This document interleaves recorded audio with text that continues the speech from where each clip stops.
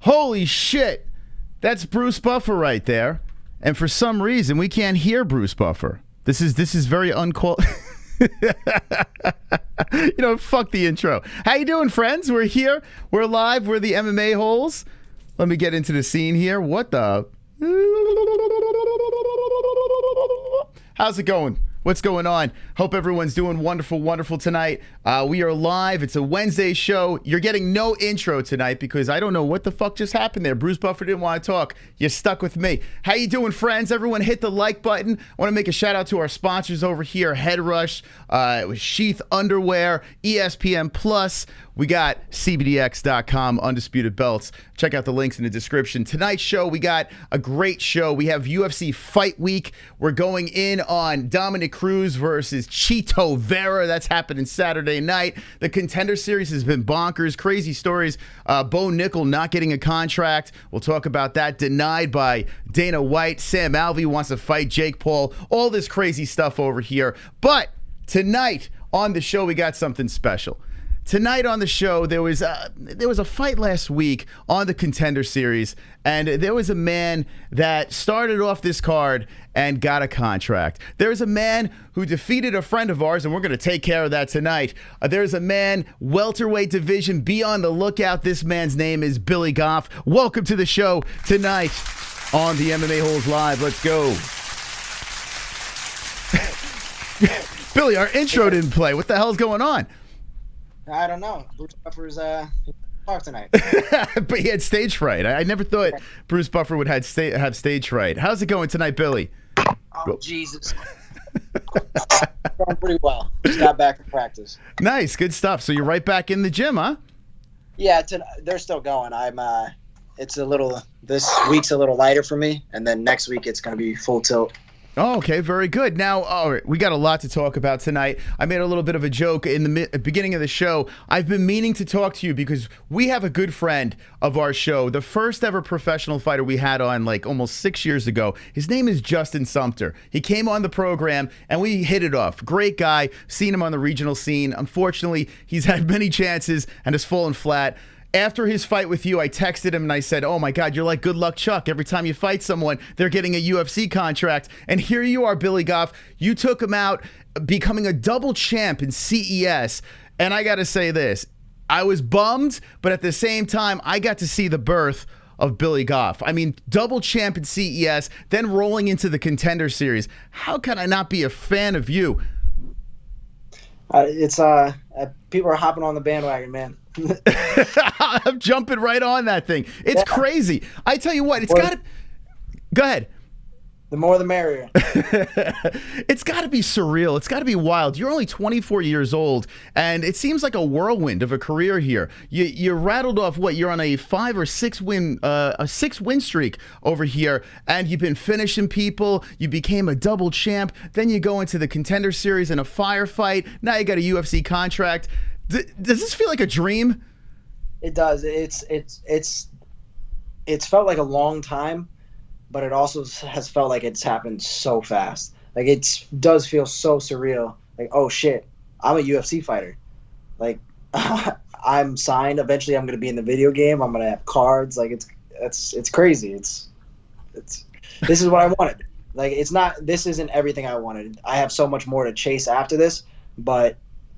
Like I'm on that final path. This is my shot. This is my chance. So just gotta keep doing all the right things and make the most out of it. It's funny, like I've seen people interview you and ask you this question over and over again about like, oh, you seem disappointed in the Contender Series, but then afterwards, after you digested the situation, you kind of came to an acceptance with it. You get a finish. I mean, a finish in front of Dana White. Like now, this happens, right? You bounce back. It got a little crazy at one point, but as a fan, it was so much fun to watch. But then, did you just like immediately look at Dana White? Who was the first person you looked at when you got that finish? When I got that finish, I wasn't looking at. I was so angry. I was so mad. That was like I usually don't get emotional during my fights. I don't get angry. I don't get upset. I don't get worked up. But I was so mad. Like if you go back and watch it, you see me throw my mouthpiece because I was just pissed off that I got knocked down. So I wasn't paying attention to anybody. I didn't care. I was like, fuck this. I'm so so mad. I could have done so much better, even though it was a great fight. Like now, looking back at it, I'm a lot not as mad. But in the moment, I was like, man, I just got my shit knocked around for a round. That's got to be something that the UFC peeps got to be excited about. They see you, you get the finish over here. I'm going to show the picture on your Instagram. By the way, go follow Billiam Goff on IG over here. And there's the picture. I mean, this is a pretty studly picture over here. Jesus, I wish I looked like this with my shirt off, for God's sakes. But anyway, you're all like, you're fucking mad. You're mad over here. You're like, I just knocked this guy out. If I knocked another human being out, I would be doing like, I don't know, I'd be giddy. I'd be like, like I'd be going nuts. But you're just like, yeah, me mugging. This is not your first rodeo, right? You've knocked out all these people before, so this is another walk in the park. You just felt it would be easier, correct? Not that I knew he was going to be good. I knew it was going to be like, this was the biggest fight of my life because everything that was on the stakes. I knew he had been training. I knew and he was bouncing from gym to gym. And he was at good gyms, so he's getting a lot of good work. So I knew it wasn't going to be easy, but I thought I was going to be able to go out there and put on a show. Like what Bisping was talking about, how he's putting on a masterclass performance of striking. That's what I expected to go in there and do. That's what I was picturing. That's what I wanted. So having it go backwards was bullshit. I was pissed. You were fighting a guy that fought in the Contender series before, but you were a pretty big favorite, a -220 on the cards there. So going against this guy Shimon, however you say this guy's name is, like that's pretty dangerous, right? You got a guy that has a second opportunity, so you know he's going to really come in there strong.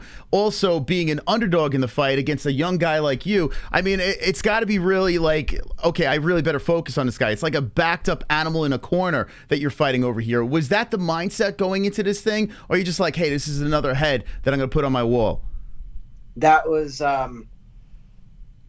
like I wasn't looking through him, but in a way you could say I was, because yeah, it was more like, this is I got to get this done. Like, it wasn't so much about him. He was just you're just a body in front of me. I just got to put you out and get that contract, make it look good, and have a great start to my UFC career. So it wasn't that I was sleeping on him, because I knew he was going to be good.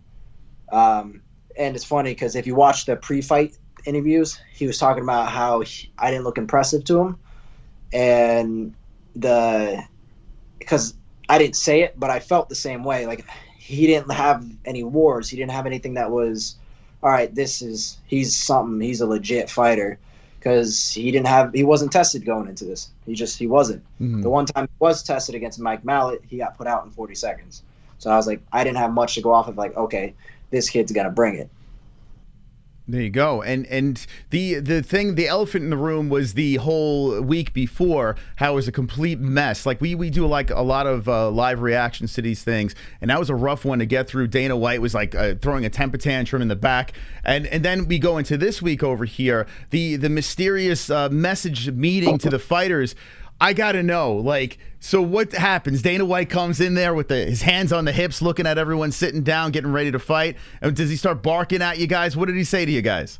So, like, he started off with, like, oh, like, he's never done this before. Like, he doesn't usually do this. He doesn't talk to fighters before they go out and fight, especially on, like, the Contender series. And because I assumed it going into it, like, he's not going to care too much about everybody. He's just kind of just going to stay away. He's going to watch you fight and then decide. Like he said, I don't watch the shit you guys do beforehand. I don't know you. I don't care about you. Come out and fight and show me what you got tonight. And that was pretty much the synopsis of it. The funny part was there was a couple fighters that were still getting their hands wrapped or like using the bathroom or something. So he had to restart a couple times as people came in. So it kind of took a little steam off of it going into it. And was there laughing in the room when he redid it, or was everyone like super serious on edge? I didn't think most people weren't going to laugh when Dana White was giving a speech, especially when you're trying to get a contract. And like, I wasn't like, I didn't care too much about it wasn't funny as much to me, just because I was like, I'm the first fight. I'm getting ready. I got to fight in like 40 minutes, dude. I don't care what you got to say. you have this attitude that like you're in there for business. You turn, it's like a switch that's flipped. I noticed on your social media, I noticed it just even in talking to you now, you're very lighthearted, but it seems like once you get to that cage or about to walk in that cage, it's all business over here. So do you find yourself like in a two different personalities, and how do you channel the animal that is Billy Goff inside the octagon? So for a while, like I didn't like the idea of it being a switch, because for me, it's like I could do it at any point. I could be talking to you really lighthearted and having fun and go fight somebody right now. And then I can keep doing this, because it's not really,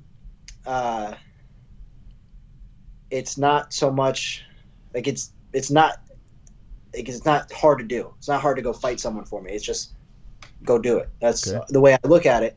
But it is, because it is more like a switch now that I've like kind of been a little more introspective with it, because I get super emotional beforehand. Like I get super worked up with the nerves, wanting to do well. It puts you in a different place as you're getting ready and you're sitting with all that shit. So it is like a switch. Yeah, carrying all the nerves, all the excitement, all the whole camp, the stress of the camp. That changes. That kind of puts you in that mindset. Gotcha. You seem like the type of person that it's just in you. Like it seems like just talking to you briefly now, I feel like you have a fighter inside of you. And a lot of the fighters that we've had on the show, there's always like, it's either a backstory or trauma or just wanting self-defense, bullying, or whatever the fuck it is. Do you have a backstory, like an origin story to this superhero tale where you are in the UFC now? Yeah, and I gave a little bit. I've actually, not too many people have asked me about it, like my childhood and everything growing up. And I gave a little bit because they asked me about it when I was doing the Contender series interviews. But growing up, there was a lot of alcoholism in my family, and it just made a very anxious childhood and very much like a survival fighting kind of mindset. Like, especially if your parents are angry growing up, it's like, you kind of, like, I remember being in wrestling. When I got put in wrestling at a young age, it was perfect because I could just get angry and aggressive. And I remember I used to get beat. I wasn't good. I wasn't any good, but I would get beat up day in and day out. And my reaction wasn't to, give up and just get beat up or stop trying or quit. It was, I remember so many practices where I was crying, getting beat up, and just trying to go harder. Like, just use more strength. Just grab his leg, rip at him, do something. I'm not good, but I'm just going to go harder and harder and harder until it works. And it took like 10 years to work, but eventually it worked. So you would channel that anger, that inside frustration, and you would utilize it with your wrestling and on the way up. So do you still channel that? Like, or are you at peace and you find other ways to be aggressive? See, and that was that's been a big thing looking at fights. Like, when I go into the cage, when I'm fighting, I'm usually not angry. I'm like, I don't feel anything. I'm not sad. Like, when I'm in there beforehand, I get really like emotional, like nervous and like sad sometimes. But when I'm in there, it's not angry. Like, when I'm sparring, when I'm practicing, I'm usually not angry. Sometimes I'll get ticked off, but usually that, like, it makes you more tired. Sure. So be angry. You don't want to hold on to that stuff. You got to let it go. And I found that through wrestling, because I'm angry when I get home. I don't want to be at home. I'm angry. I'm upset. Now I get to be here. This is my escape. So let all that go. Forget about all of it. Just focus on this. That's fascinating. There's another guy from around your way named William Knight that we've had on multiple times. And this guy, he's got a crazy backstory where a lot of shit went down in his past. And he's very open about it. And he legit channels that, like, that inner demon and brings it out inside the cage over there. With him, he actually gets beat up a little bit. And it's like we kind of pulled out of him that he needs to get hit in order to perform. Now with you, I noticed it doesn't seem like that. It looks like you just want to fucking take your opponent out incredibly quickly. You have this vicious, ferocious way. You do get in trouble here and there, but it never seems like you are in trouble. It's bizarre, especially your last couple of fights. It always seems like you're in it. So that dog that's in you, if you find yourself back against the wall, how do you kick it into overdrive?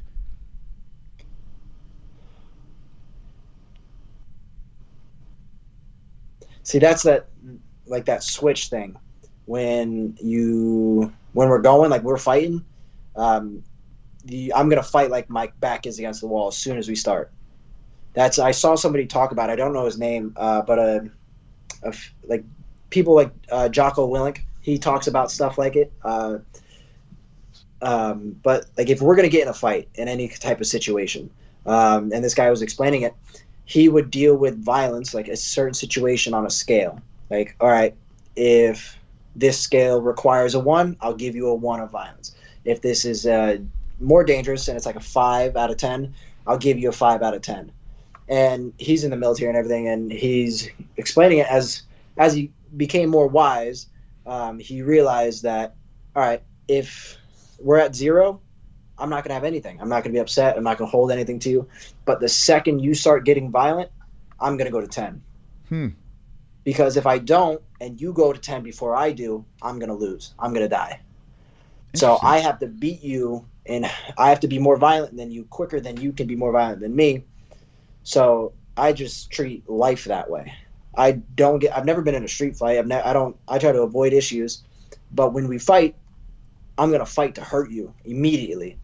And I treat fights the same way. As soon as we step in that cage, as soon as the bell goes, I'm coming to hurt you. I'm not going to hang back and just feel this out. I'm coming to get you. You could totally sense that. It's wild. You're on a multi-fight, 4-fight win streak right now where you have finishes. You've been finishing opponents left and right. You've been in trouble, out of trouble. You fought bigger guys. It doesn't really matter who you're fighting. You go in there and you're getting your hand raised each and every time. You win 2 belts in CES. Now you got a contract. What I want to do is I want to walk back now. So after the Sumter fight that happened earlier this year, 4 months ago? It was April 4th. Yeah, so 4 months, yeah. Yeah, so in April, yeah. So you get that win. You got to be high as hell. Like, here I am with 2 belts. Like, you came in on short notice with that fight, too, didn't you? Yep, so it was 1 week. Because that's when, who was it? He was supposed to fight... oh, shit. Yeah, I know exactly. The guy that it was in the UFC. Guy. Yeah, I know exactly. Spicely. Eric Spicely, yep. Right? Yes. He was supposed to fight him, and then I saw on the internet... that it had fallen out, and that same day my coach got a call from the matchmaker like, hey, I got a really good idea, like an interesting idea for you. He's like, short notice, go up a weight class and fight for a title against Sumter. And I've trained with him, so I know how good he is, and I've seen him fight, and I've like watched a couple of his, like I know where the holes are and I could win. Have you trained at so you've trained over at FAA, is that what you're saying? Yep, I've been down there a few times. I haven't been down there in a while, but before COVID, I had gone down there a few times. Oh, okay. Nick Newell, the movie star. So you were in there with a movie star, right? Yeah. It's basically like being in Hollywood. You actually look like the guy that played Nick Newell in the movie. Did you see the movie? No, I didn't. Okay. I feel bad about because I like Nick, but it is what it is. Listen, you didn't miss anything, okay? I'm just I like Nick came on and nothing was the same. Like he's like, well, you remember when this happened in the movie? He's like, well, that didn't happen in real life, and this didn't happen in real life. And I was like, what the hell kind of movie is this? But it is fascinating that they did make a movie about him, right? Yeah. Oh, it's crazy. But like that's any kind of movie, like The Hammer. Fucking what's that movie with Channing Tatum and Mark Ruffalo? Oh shit. Yeah, the wrestling movie. I know what you're talking about. Yeah.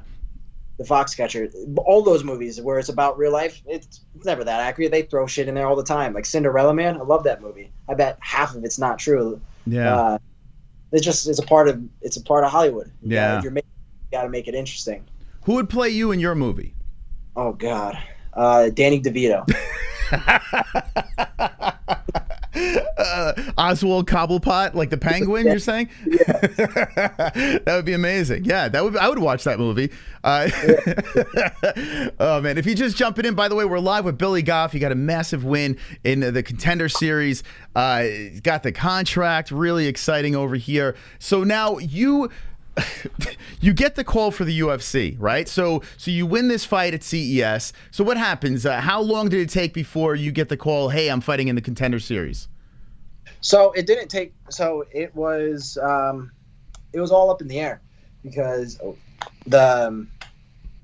So I wasn't sure how. Like, I haven't had an agent for most of the time of my career, and I really didn't want to get one. I was like, all right, I'm gonna make it to the UFC without an agent, but that's hard to do. So I was like, all right, well, let's see what I can do with an agent. So right before the Sumter fight, like a week before actually, I signed with Iridium. And so we went through the Sumter fight, and I talked to my guy, and he was like, all right, we could do short notice or we could do Contender Series. And he said he could definitely get me on Contender Series. So right around that time, I wasn't certain, but he seemed pretty confident about it. So I was like, all right, I'll probably be able to get on the Contender Series. But before that, they offered me two short notice fights. It was 2 weeks after the Sumter fight. They offered me a fight that Saturday. It was like I was gonna have to leave in like 2 days. My coach said no. We've only been practicing for 2 days, and within like even before the Sumter fight, I took 2 weeks off the Boleto fight, then came back and started training a little bit. And I'd only actually trained 3 days before that. And so within the last month when they offered me that UFC fight, I had trained 5 days. So wow. My coach was like, no, we're not doing that. That's dumb, which is fair. We really liked the guy they offered. We wanted to take it because we were going to smash him. But you're not training. Your cardio's gone. Like, what are you doing? Who did they offer you? Could you say? Yeah, I don't mind saying. I don't give a fuck. What's his? He's got a. Is it Peter Pressure Parsons or Parker Pressure Parsons? Something like that. His nickname's Pressure. Okay. And both of his names start with P, I'm pretty sure. Okay. In the chat, help us out if you know who we're talking about over here. So yeah, he got a different fight. Somebody else took it. And then they offered, a couple weeks later, they offered for, that guy, Preston Parsons. Okay. Gotcha. Thanks, guys. They know. Then a couple weeks later, they offered me a week out for Andre Fiallo. No kidding.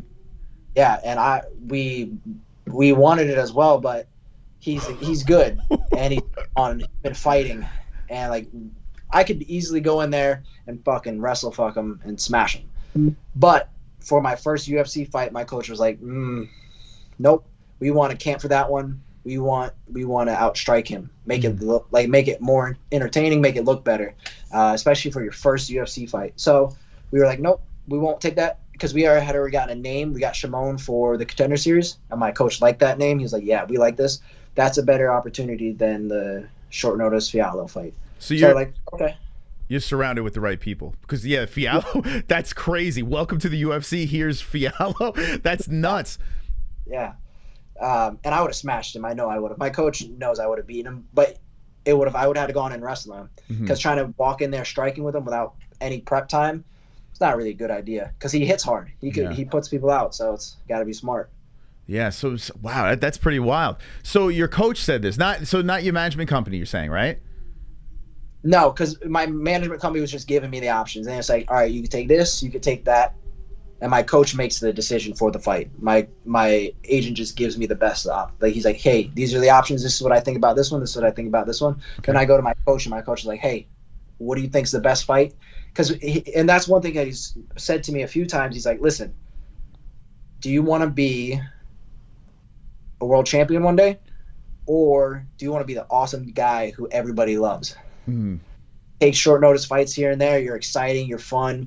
You go out there and you knock a few guys out, but then you take a short notice fight up a weight class, you get knocked out, and you're just taking all the risk.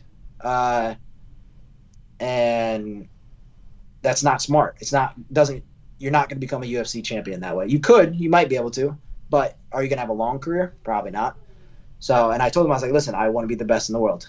And he's like, all right, then I got to tell you, then we're not doing this. I mean, at 24 years of age, what's the rush, right? I mean, you fight Andre Fiallo, yeah, and you beat that guy. All of a sudden, boom, you're in there. Like, it's crazy. Everything gets crazy. But yeah, at 24 years old, why rush, right? I mean, you have the skills, you have the tools, you know you can beat these guys, but why not work your way up slow and do it the right way? We just saw this guy, Bo Nickal, who just got, like, what does he have, like 2 now professional wins. He didn't get a contract. Did you watch that fight? I didn't watch it, but I heard about it, and he shouldn't have been on that. That's just I was hoping he was going to win that contract because I wanted to fight him so badly. I was like, motherfucker, I'll go up to 185 again. Fuck you. I would smash him. Wow. So yeah, I mean, you went up, you won the middleweight belt in CES. So you're willing to go up, go down, it doesn't matter in the UFC, or do you want to stay in welterweight? I don't know if I want to go back down to 55. 1, because that'd be a shit cut, and okay. 2, I don't want to be smaller. I would like to be bigger. Gotcha. I want to be a big guy. So you would like welterweight, middleweight, correct? Say that again? Welterweight and middleweight, correct? Yeah. Okay. If somebody offered me, if you said, hey, go down to 55 and fight Vera, yeah, I'll do that. I'll try to make that happen. But obviously, nobody's going to offer me that fight. So say, all right, let's just talk hypothetically. You go in welterweight. I honestly do think you're going to be a problem in this weight class. I really do. Like, we were kissing your ass so much during this live stream when we reacted to it. You would never know I'm buddies with Justin. But anyway, I think you got a lot of talent, man. It's crazy. I've seen you fight on the regional scene. You have all the tools. You got the grit. You got the heart. If you're in trouble, you're backed against the wall, you're still coming forward. You know when to take your opponent down if you have to do that. So you pretty much have the skill set here, and you're young on top of it. You seem like you got your head together. So say you charge up the rankings at 170, right? And then opportunity presents itself at 155. How hard of a cut is that for you to make 155? So I used to fight at 155 when I was an amateur. And that sucked. But at the same time, I was a vegan then. And I was not that healthy. So I believe that made it harder. Because now I'm not, and I'm a little heavier than I was even when I was at 170. And when I would fight at 170, my weight cuts still weren't great. Like I didn't feel as good as I do now. So now it's super easy. Like my weight cuts are ridiculously easy. I don't get in the tub, I don't have to do much. I don't use the sauna, nothing. I just water load and I do hot yoga. But it's because I'm not a big 170 pounder. Mm-hmm. I'm not. I'd like to be. But that's going to take time. I've got plenty of time. But going back down to 55 right now would be the better option instead of waiting until I got bigger. I mean, I'd have to tie it down a lot. Because when I go into my cut for 70, I wake up the day of weight cuts around 180, right around there. And then I don't eat or drink that day, so it just all falls off. Gotcha. But not eating or drinking, I get down to 170. So that's another 14 pounds I'd have to go. But if I dieted a little more, got maybe a little bit smaller, I could do it, probably pull like 10 pounds off in the bath. And it would suck. I'd be miserable, but I could do it. It's pretty wild because you're 5'10", correct? Yep, 5'10". 5'10". So if you were to move up to middleweight down the road and say you're on this crazy run, I mean, you got guys like Israel Adesanya, who's 6'3". You got these massive human beings over there. But then Justin Sumter was a big guy, and you went in there and you just fucking dragged him down, beat him up. So I mean, there are paths to victory with stuff like this. Ultimately, you want to be in welterweight or middleweight? Like where would you ultimately want to be? Welterweight. Welterweight, okay. Class. I'm gonna go to the belt there. Okay. And then I'll go to other belts when I'm ready. There you go. Look at this big. But I can go all the way to heavyweight. Daniel Cormier is my size, but fat. He has more muscle because he's carried the weight longer, but he's my height pretty much. He's like 5'11", and he's got 72.5-inch reach. Mm. So if he can do it, I mean, minus the fact I don't have an Olympic gold medal, but if he can do it, I can do it. There you go. I heard you mention that Daniel Cormier is one of your inspirations, right? Yeah, because I don't like him so much as a person. He's a little cringy, but he's a good dude. But I love him as a fighter. Like, he is my size, and and I hate it saying it, but he was winning the fight against John Jones up until he got knocked out. He was outstriking somebody who has one of the longest reaches in the UFC, super tall, and he was outstriking him at my size. Like, that is so unbelievably impressive. He does not get enough credit for his striking. Listen, you're preaching to the choir here. I told John Jones, I said, hey, man, I'm a Daniel Cormier fan. Tell me why you're going to beat him. And he hung up on me. He didn't like that. He wasn't a fan. And I was crushed. He got the last laugh because we were reacting and you know, we know what happened. But yeah, it was heartbreaking for me. You say Daniel Cormier is cringy. Are you talking about like on the commentary team, or like how do you think he's cringy? Not so much when he was fighting. Now I don't pay as much attention to what he says just because he's commentary. He's a good commentator. He's a little biased sometimes to the guys he likes, but that's fair. Like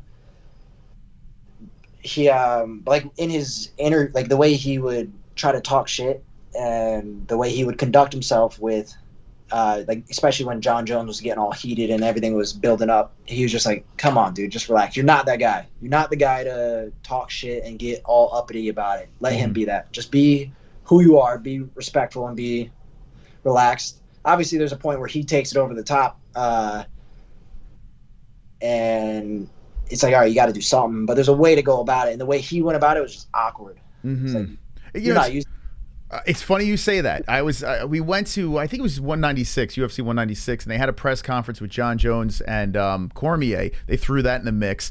And it was so funny. Like, John Jones is the guy hitting, running pregnant women, cheating, the whole deal. And he's getting standing ovation from the crowd. Like, he's the bad guy, but everyone loves him. DC comes out just greeted with boos. So I guess it was the cringiness. And I'm sitting there like, isn't DC the good guy? Like, what are we doing here? Everyone was going cheering John Jones, and maybe that's what it was. Yeah, maybe he was just leaning into it and just wasn't working.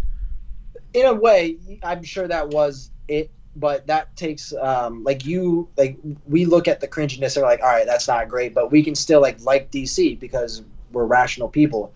Those people, like most people who boo DC, like you're dumb. Like, John Jones is not a good dude. But he's exciting, and he's the winner. He's the best. So that's everybody's gonna love him. Even though outside of that, everybody gets mad at him and talks shit on him. In the moment, he's the gladiator that everybody cheers for because he gives them the most violence. Yeah. So, what do you think he's gonna do at heavyweight? John Jones finally gets back in the cage at heavyweight. You think he gets that belt? He could. He absolutely could. I mean, he's a great fighter. The only problem is, how long has he been off? I don't know. It depends on how long he's been at that heavyweight carrying that weight. How well he's done to try to adjust to it.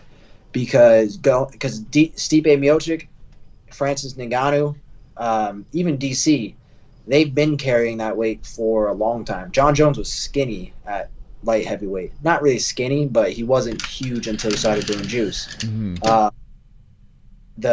So he might gas out quicker than the other guy. He might not have the power that the other guys do. He's got the skill to do really well there. He's got the skill to take the belt, but he's also older. He's been fighting for a long time, and he might be this. I don't know how old Ngannou and Stipe are. He might be younger than them, but he's been taxing his body way more. So you're gonna have to just. Hopefully you still got it in you. Hopefully you still got the juice to do it, but I don't think he does. I also don't think he wants it.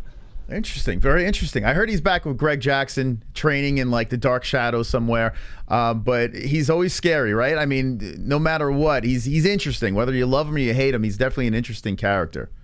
Yeah, for sure. And like, you want the best for him. Like, I wish he would get better, because obviously, like, the way that he acts is all. He's got issues. He's got shit that he's not dealing with, that he's got to relax and figure your own shit out, man. So you can be the best that you can be. Yeah. And by the way, if you're just jumping in right now, we're here with Billy Goff. This guy's got a UFC contract. Let's go in the direction of Billy now. So you get the call for the Contender Series. You opt for taking that option. You go from Connecticut to Las Vegas. Did you train over there at the facilities or anything like that? What happened when you landed? No. So they had a workout area for us down in the hotel. That's what I used. And then I found a yoga place. It's Nova Yoga. I did my yoga there. But just they had a couple mats for us. That's all I needed. I just did a bunch of mitts. That was pretty much it. So they just throw you in a hotel lobby and say, here, go train over here. They don't give you like no specialty treatment, no red carpet? No. The hotel they put us in, well, so I mean, it's not like with a bunch of people around you. You get a little back area to work out in, so it's kind of isolated. And we got access to a microwave and a fridge down there. I don't know, like being a fan, my heart is breaking every time I talk to you guys. I just spoke to Jordan Levitt, who fought Paddy Pimblett, and I mean, the way he talks about it was a miserable experience going over to London. I'm thinking, hey, you're going to London, you're fighting their cash cow, it's going to be a great time for you. So, all right, help me out here. So you land in Vegas, right? You check into your hotel, or do you go straight to where you're going to train? Like, how do you, like, I want to know piece by piece what happens. So I left Saturday before the fight. And that was my day of my water load. So I was just on the airplane, just peeing a lot in between trying to sleep. And so we land Saturday night. We landed pretty late, so they didn't check us in or anything. I went down there and worked out a little bit and saw the area. And it was like probably like 20 by 20 area of mat, and that was pretty much it. And I was just doing some mitts with my coach. Then we just relaxed for that night. Then the next morning, got to get up, cut weight, drink a little bit, checking my weight. And then they checked me and gave me a tour, ran through everything, what you're gonna have to do this weekend. So like the UFC is really accommodating in some ways, like everything with a PI. Like you get nutritionists, physical therapists, strength lifting coaches. Like there's a lot they do for you in that way. But like they didn't pay for, so we had one hotel room for 3 guys. So I slept in a bed with my teammate Austin the whole weekend. They should have gave you bunk beds. That's so they go. No, we wrap up sharing body heat. Just keep each other warm. Okay. Because if you want another hotel room, you got to ask, and if it's out of the budget, then you have to pay for it. So I didn't even ask because it's probably out of the budget. So I was like, fuck it. Because I tried to get them to cover my corner, his ticket to out there, but they won it. So then I was like, all right, can you try to get us on the same flight? They're like, sure, we'll charge you. It's $850. I was like, yeah, get out of here. I'll find my own flight for him over there. And it was only like $500. So you paid for your teammate's plane ticket, you're saying, correct? Yeah. So they covered mine and my coaches, and then I had to cover the rest. Okay. And that's the same in the UFC.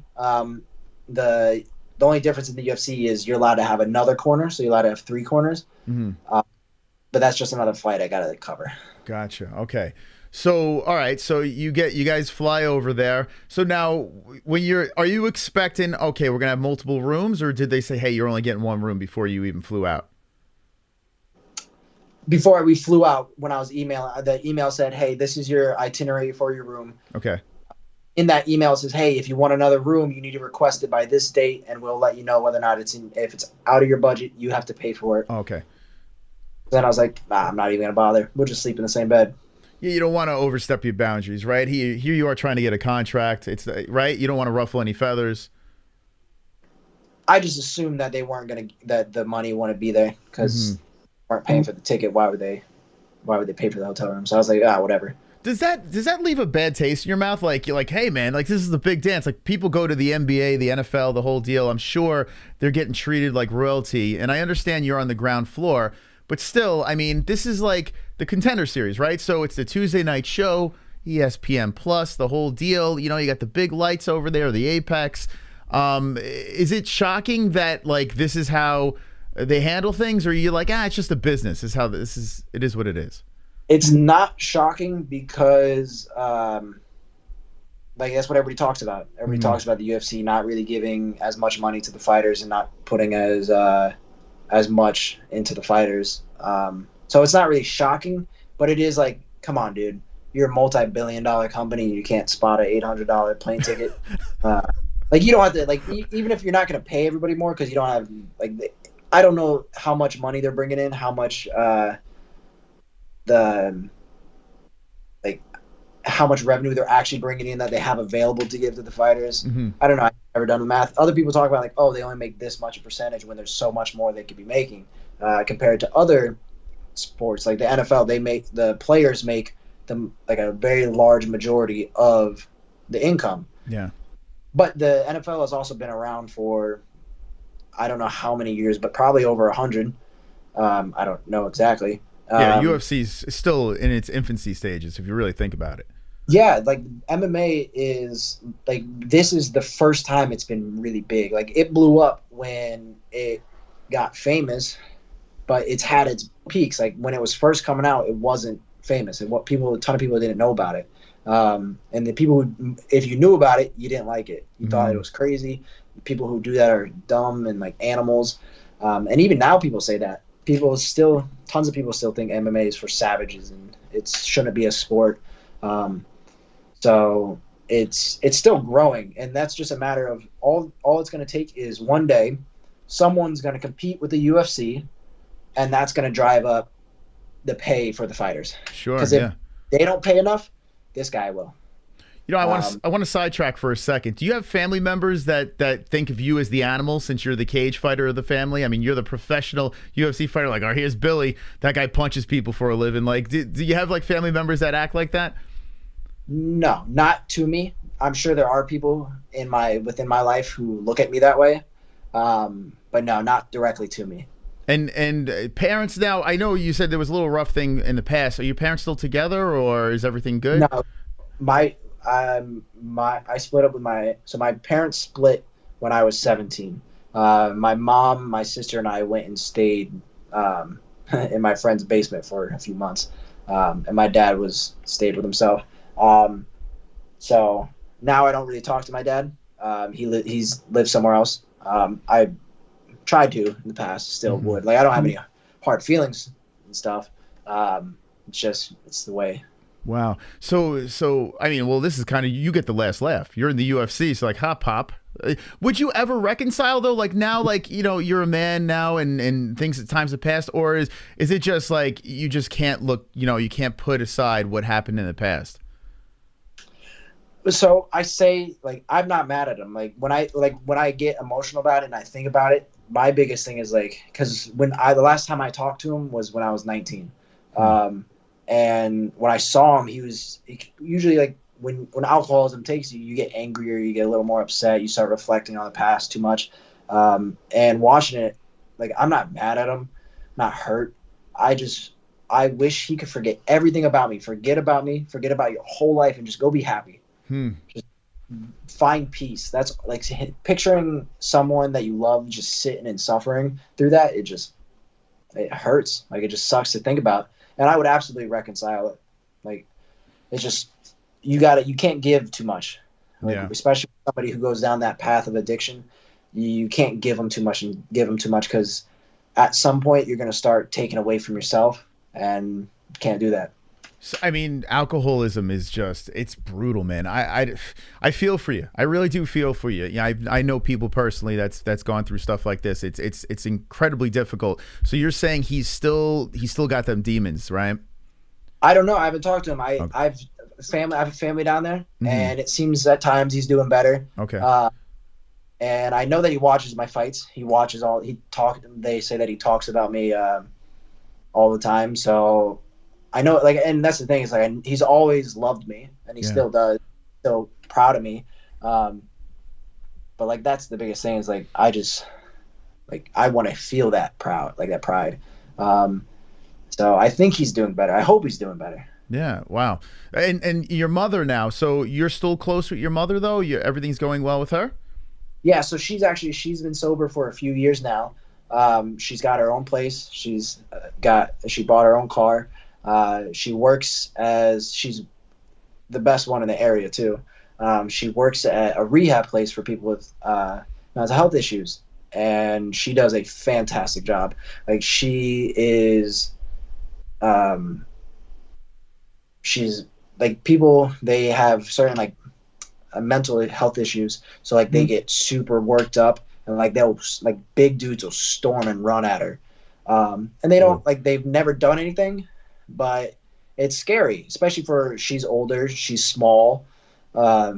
Like she's taken on a lot doing that, and she just wants to help people, and so she's doing really well right now. That's great. And now, what did she think when you said, "Hey, Mom, I'm gonna beat people up for a living. I'm gonna charge up the rankings, become a UFC fighter"? Was she for it, or was she a little hesitant? She did not want me to do it. She's like the biggest thing. She wasn't. My mom's very soft. She doesn't yell. She doesn't like to curse. When I curse, she doesn't like it. So seeing me get punched in the head and punch other people, she was not a fan. But she's learned to accept that this is what I love, and she supports me, and she tells me I'm going to beat him up. And so she's grown to like it, but she still doesn't like to watch it when it's happening. She didn't care for being that close, like, 'cause she was there at the Contender series fight. And she did not care to be that close. That was uncomfortable for her. So how did that work? So now, okay, so you had family at the event, correct? Yep. I had my brother and my mom. I got 2 tickets for it. Okay. So they didn't say, "Hey, you got to pay for the tickets too." They actually gave family tickets to this, right? Yeah. They give each, and it depends. I think recently they made the venue smaller because for fire hazard reasons or something. That's what I heard. And each fighter gets a certain amount of tickets. I'm sure some people are a little more in and get more tickets, but I got 2 tickets, so that was plenty. Okay. And has your mom been to your like CES fights, the championship fights as well? Yep, she's been to as a pro. She's been to most of them. Oh, okay. So basically, she's your power, right? If she's in the audience, you know she's there. That kind of gives you a little extra oomph, right? I mean, that's got to be great having your mom support you, even though she's not comfortable with it. She's still there to have your back.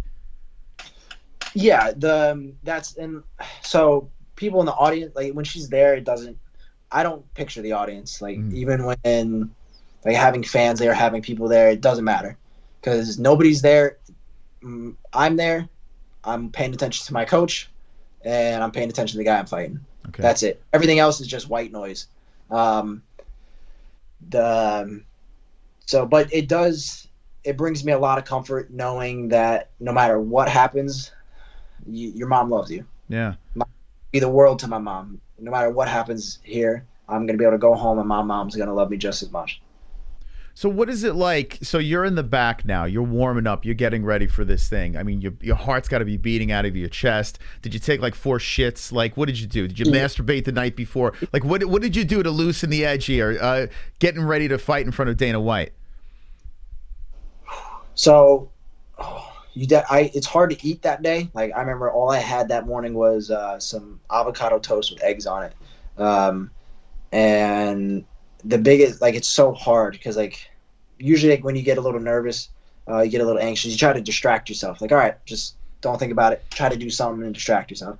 I try to do the exact opposite with fighting. Like, I don't listen to music. I try not to. I get off my phone. I try not to talk. I don't play games.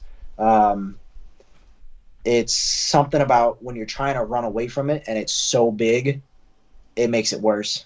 Like, because it's going to hit you hard. So I try to just sit there and just deal with it and feel it and carry it.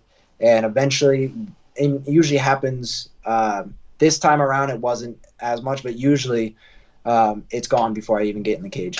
If you just deal with it and feel it, it kind of runs its course and you kind of settle down with it.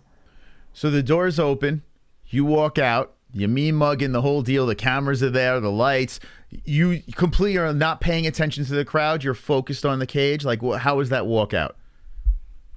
Yeah, that was I was a little nervous before we were walking. I remember the lady that was, they tell you when to go.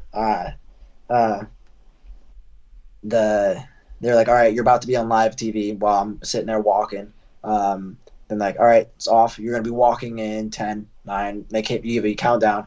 That walk, sitting there sucked. I hated that, waiting for it. I can imagine. And it wouldn't have been as bad if she wasn't sitting there constantly talking to me. Mm-hmm. It's like, shut up. Like, I don't need you to talk to me right now. You're like, get the fuck away from me, right? Yeah. And then when they open the doors, boom, we're going. The cage is right there. I'm walking into the cage, get everything off, like just as quick as I can. Hugs, everything. And then you're in that fucking boom, ready to go. The nerves are gone. Did it feel like your other fights, this fight here, as when now you're in an octagon, right? The cage door closes, the fucking crowd's buzzing a little bit there. You got the big lights, ESPN Plus cameras going. Did it feel like the CES fights or any of the other fights, or was it something completely different? It felt different, but in some ways it felt different, and more so, I was a little nervous. I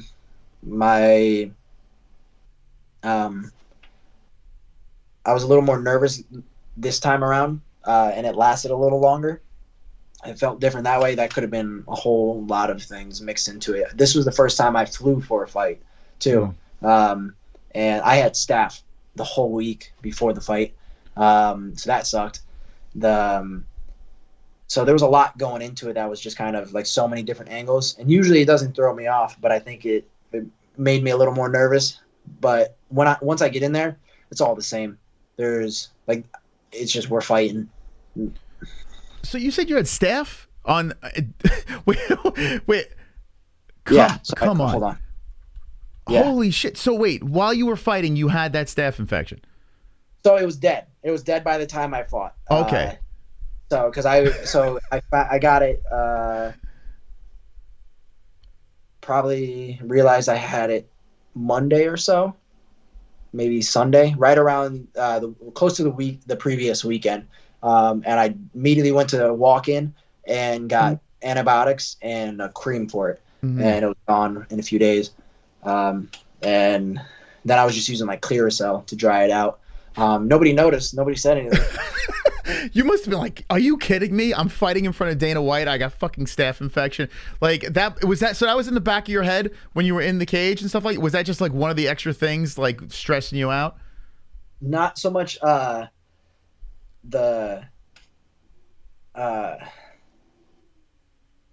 it wasn't in the cage that it bothered me, because by the time I got there, like I was more so worried about the fight's gonna get canceled. Somebody's gonna see it. Somebody's gonna say something, and the doctor's gonna be like, "Nope, you can't do that."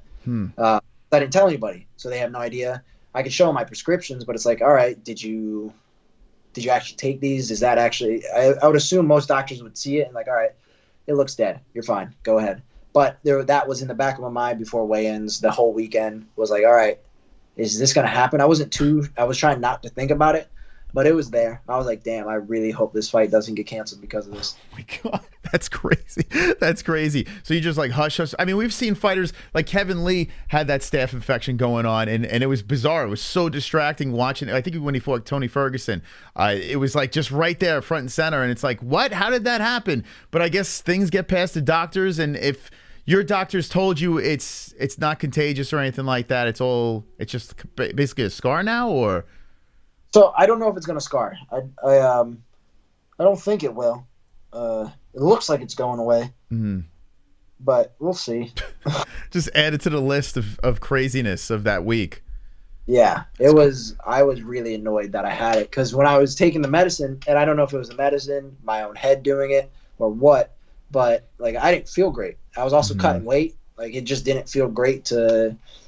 And it probably was just me in my own head, but it was like, man, my stomach's getting a little upset here and there. It was just annoying. Getting a little more tired.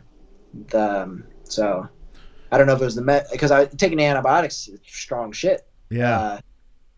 But you gotta. I mean, you don't want to die. Staph. It's crazy, man. What a story. So now, okay, so we blitzed through this fight. Craziness goes on. When you guys were going at it and shit was going down and people, I mean, it was just wild watching that fight. Did you hear the crowd? Was the crowd like super buzzing? Could you hear your corner, or was it like fight or flight? Like, what was going on in your head while all that craziness was going on? I could hear my corner the whole time, which is the best thing about like fighting at the Apex. Like when I fought at Bellator, and it was during COVID and they had no crowd, loved it. It was great, so cool. When I fought Boleto, when I fought Sumter, there was no crowd, or there was a crowd, but it was much smaller, and I could hear my coach the whole time, and it was great. That's the best thing about those like setups. Okay. But I caught little glimpses of other things. Like I caught glimpses of like when I had him up against the cage and I could see his coach, I could hear something. I mean, they're talking to him in fucking Russian, so I have no idea what he's saying, but I could hear him talking to him. Mm-hmm. I caught the commentators very little, not much. But at this point, all I like listen for is my coach. Mm-hmm. That's the one I listen for.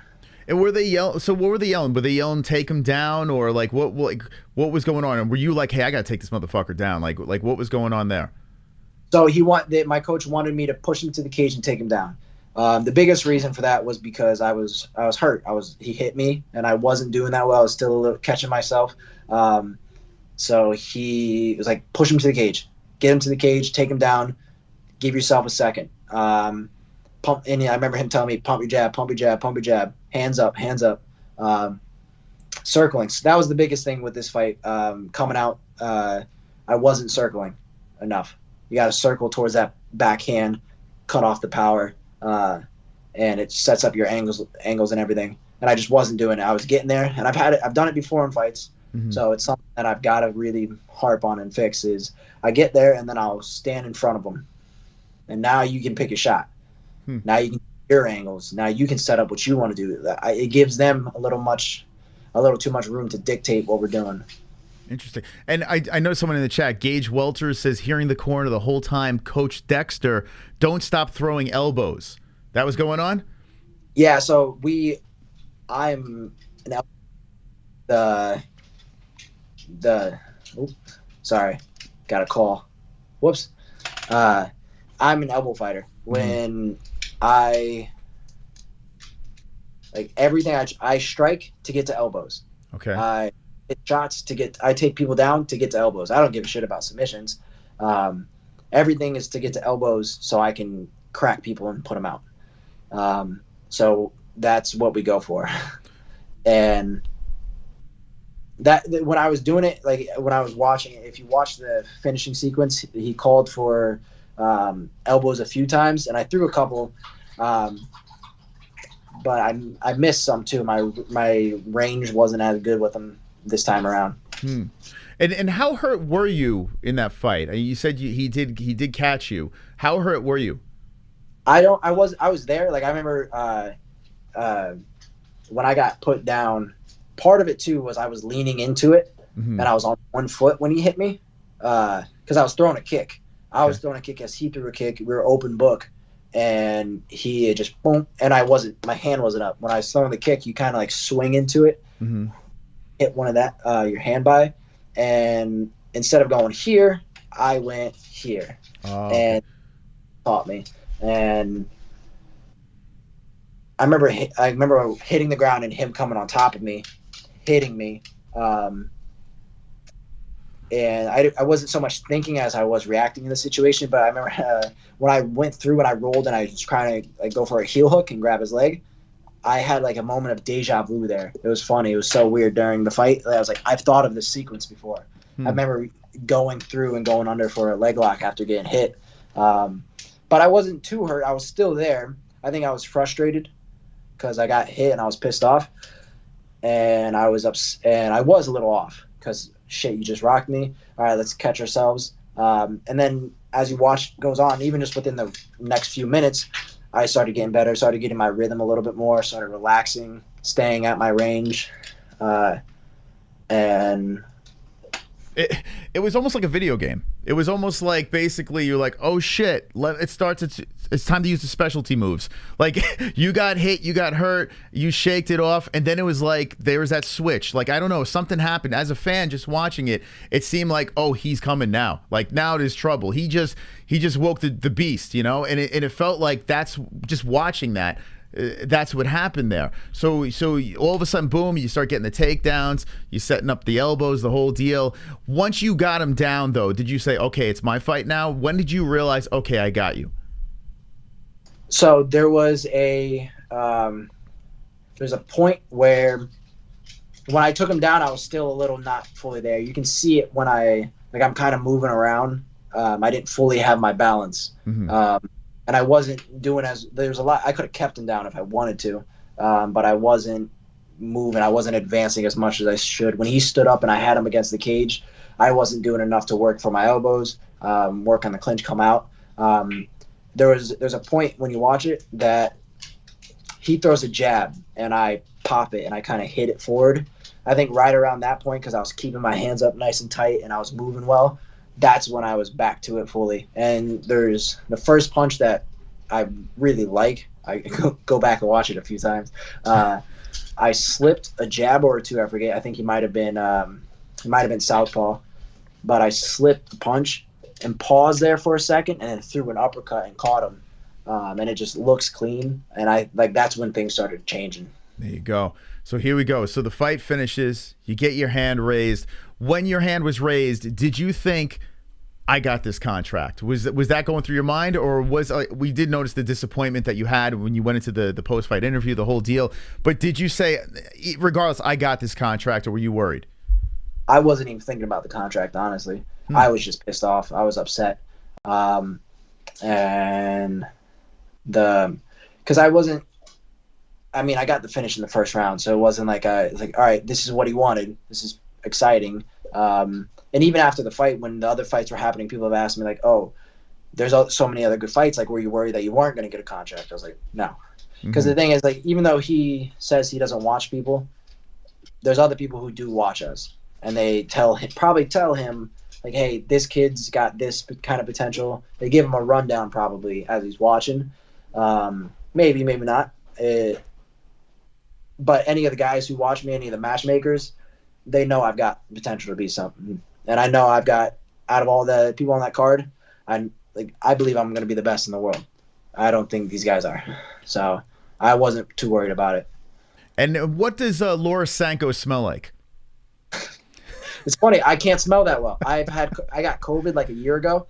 Haven't been able to smell that well since. Wow. So I have no. So you had that long-lasting COVID like that. My wife has this, had the same thing. She lost her smell for a long time, so it still hasn't fully come back. I'm getting little bits of it. Like the other day, I got a smell of my own BO. I was like, nice. I haven't been able to smell a single one of my farts for like a year. And then today, I was looking at a truck. I'm trying to buy a truck, and someone, somewhere, I caught a whiff of like an oil smell. I was like, I don't know what it is or where it is, but I'm just happy to get some smell back. I bet.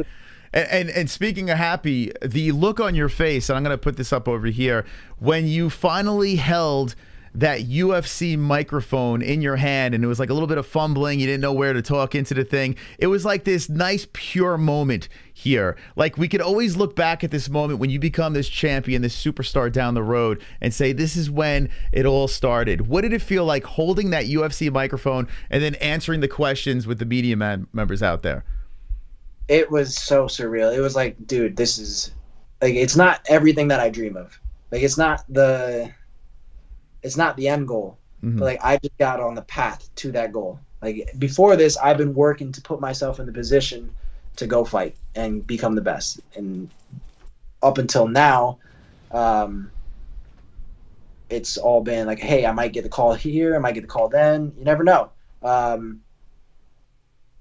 But once I got that contract and I was sitting there, it's like, all right, here's my shot.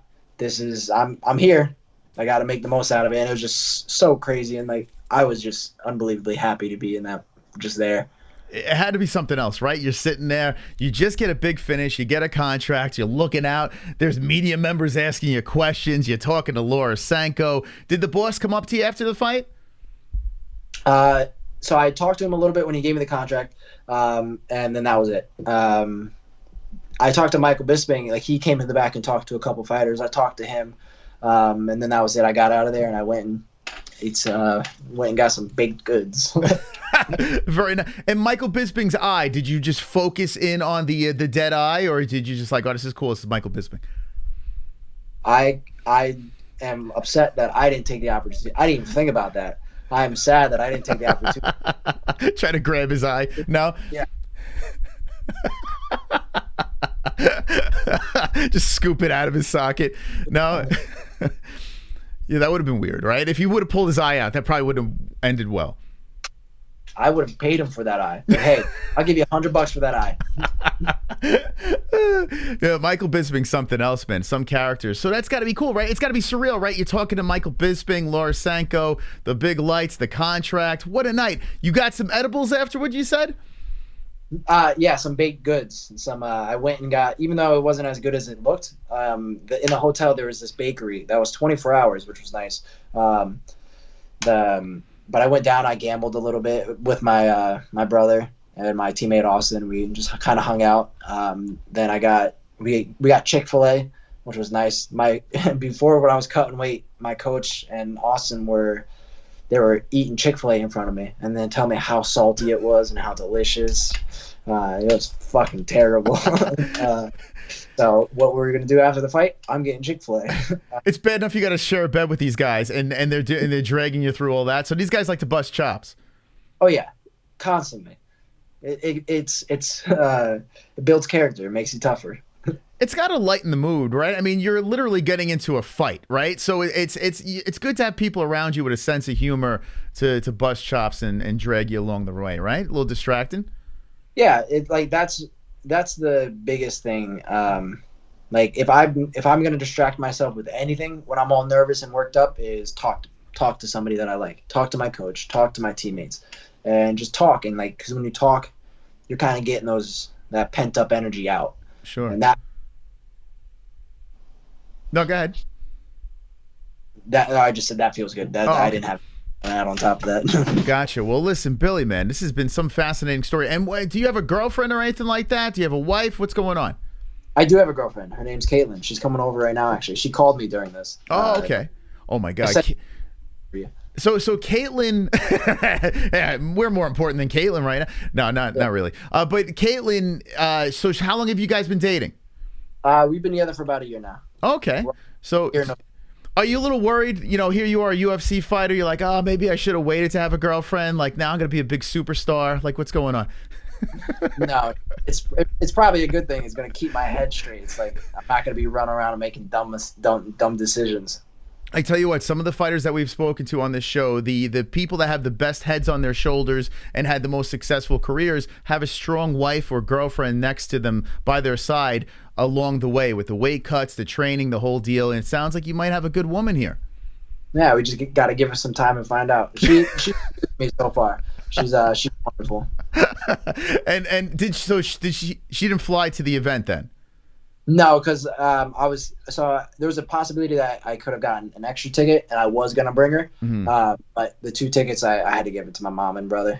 Gotcha. And now, is sex better as a UFC fighter or before a UFC fighter? It's better for me in my head because now I'm up here, but who knows? It might be better for her. I mean, I don't know how you guys do it. I would literally be walking around with UFC shirts every single day. You know, are you that type of guy, or are you like low key? No, like I have my Dana White Contender Series slippers. I wear those like around the house, but I try not to wear, like when I go to like grab clothes for the day. I pick up the Dana White Contender Series shirt and I'm like, nah, I'm not wearing that. I can't do that. I can't be that guy. Well, the guys at the gym probably bust your chops too, right? They probably keep you level-headed. Oh yeah, my roommate. I just recently I bought a house recently. Congrats.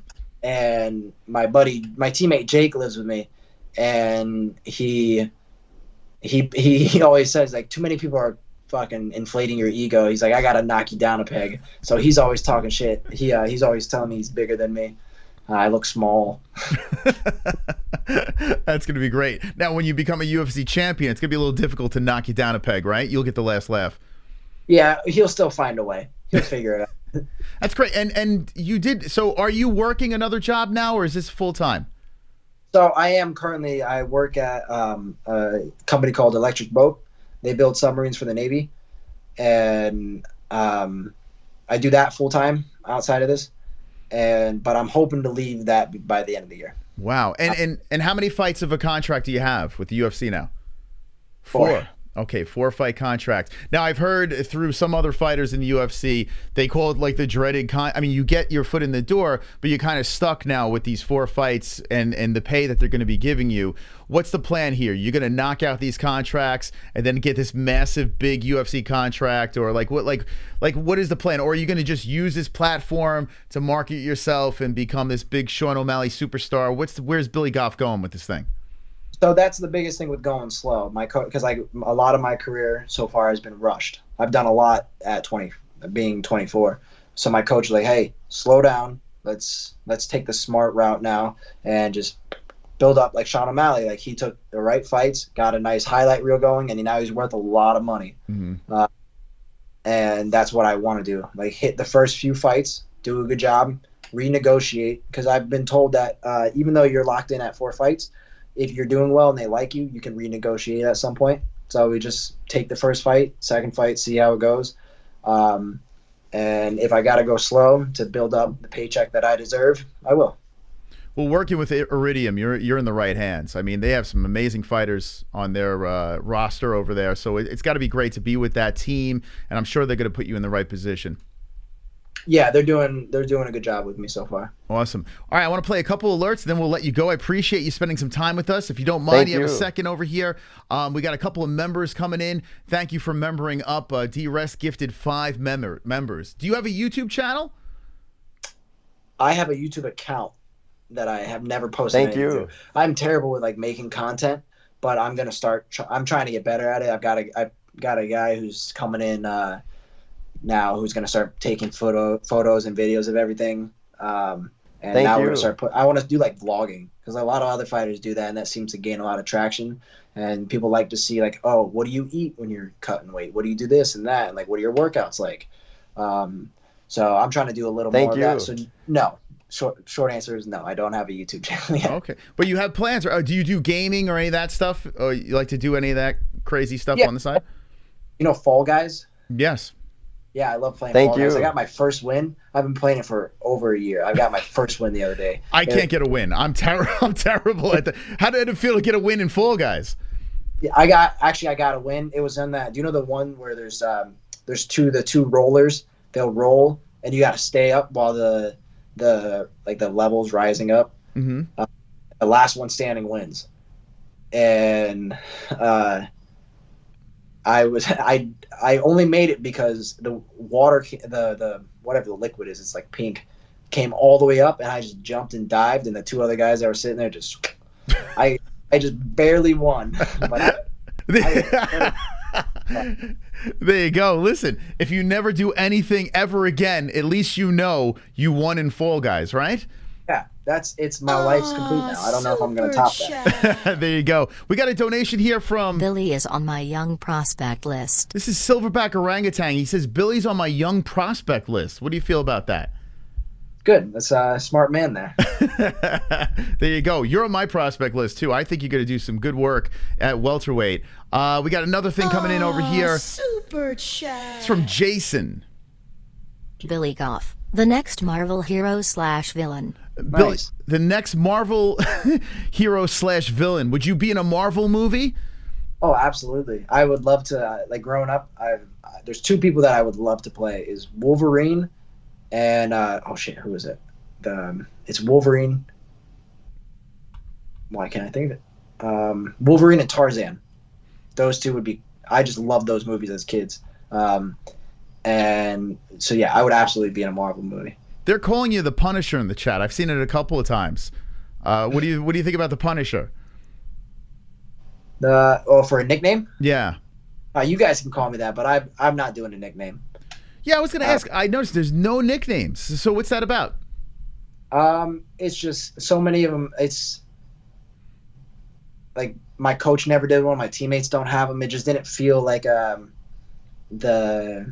it just never felt right. Like there's been a couple that sound good. Like Joe Lozon, when he was commentating once, called me a big beefcake. So my friends were like, "Oh, Billy Beefcake Goff. That's got to be it." My uncle tried to call me Hellbows or Gladiator, and so like there's some out there that are good, but it's just nope.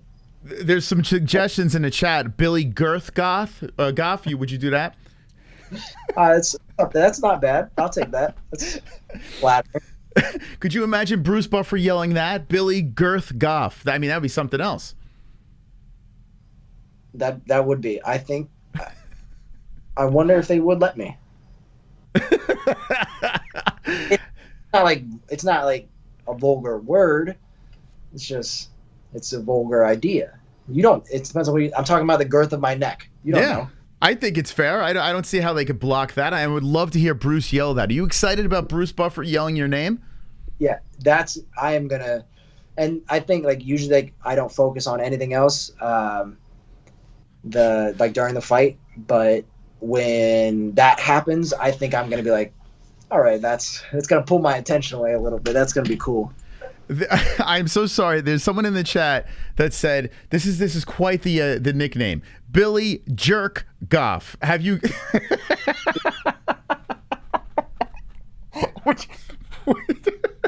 I mean, I don't know if you've gotten that before. Have you ever gotten that before? No, but I do plan on naming my child Jack. Jack. That'd be fantastic. Jack Goff. I like that. You know, it's funny. I know New England MMA. I forgot his name over there. Dominico? Is that his name? Yeah. I'm familiar with him. We've had our run-ins with him with CES. But I love how he says your name. A true New England way. Billy Goff. What is that? What's going on with that guy? That Boston accent. Yeah. Goff. I always laugh when I hear him say that.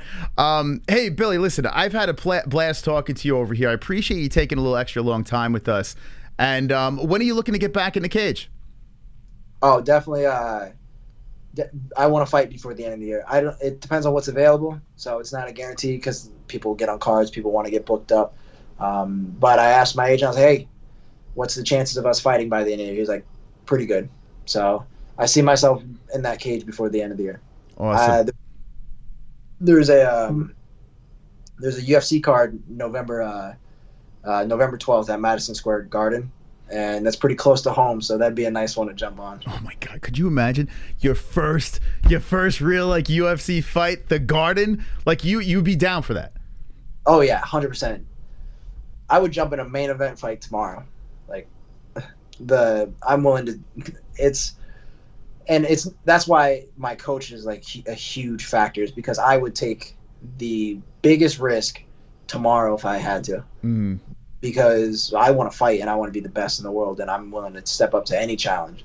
But my coach has got to say, hey, no, that's dumb. Let's wait a little bit, or let's not do that. Like my coach wants me to. He wants to fight at Apex a few more times because it's a small venue. You can hear, get comfortable, get used. All right, so now you're a UFC fighter. Now you're comfortable with everything that's going on. It's not going to add any extra to you. Mm-hmm. So, and which makes sense. So I get why he wants that.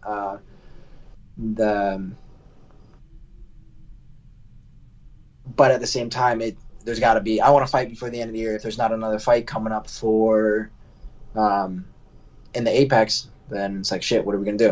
Mm-hmm. I mean, if the UFC comes calling about something, I'm assuming no matter what, because they like guys staying active, are you gonna just jump on it, or are you really gonna leave it to your coach and let him, make the last decision?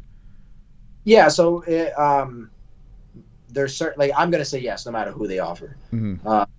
So whether or not he thinks it's a good idea is basically what decides the fight. There you go. Yeah, I mean, it makes sense. Listen, you're 24 years old. There's no sense rushing anything over here. I'm really looking forward to seeing your next competition inside the octagon. Can't wait to hear Bruce Buffer scream your name. That's going to be really exciting to watch. If you have any last words to the MMA holes, now's the time for you to speak to the people. Final words from Billy Goff. Yeah, absolutely. Thanks for having me. You follow me on Instagram. Follow my team's page, Team Dexter Valley Tudo. You can follow my journey and my teammates' journey. My buddy Jake Kasky, he was my main training partner for this last camp. He's fighting August 27th for Cage Titans, and he's going to smash somebody. So if you like what I do, you'll like what he does.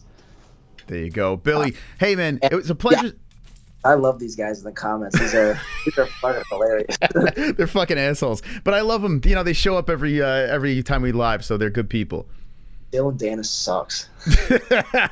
Do you want to talk to the chat for a little bit? You want to have a little Q&A with them? Yeah, go for it. If they have any questions, all right. Yeah. I mean, hey, listen, let's go for it. Chat. Yeah. I'll tell you what. And I run out of them. I get a little. Can you see this?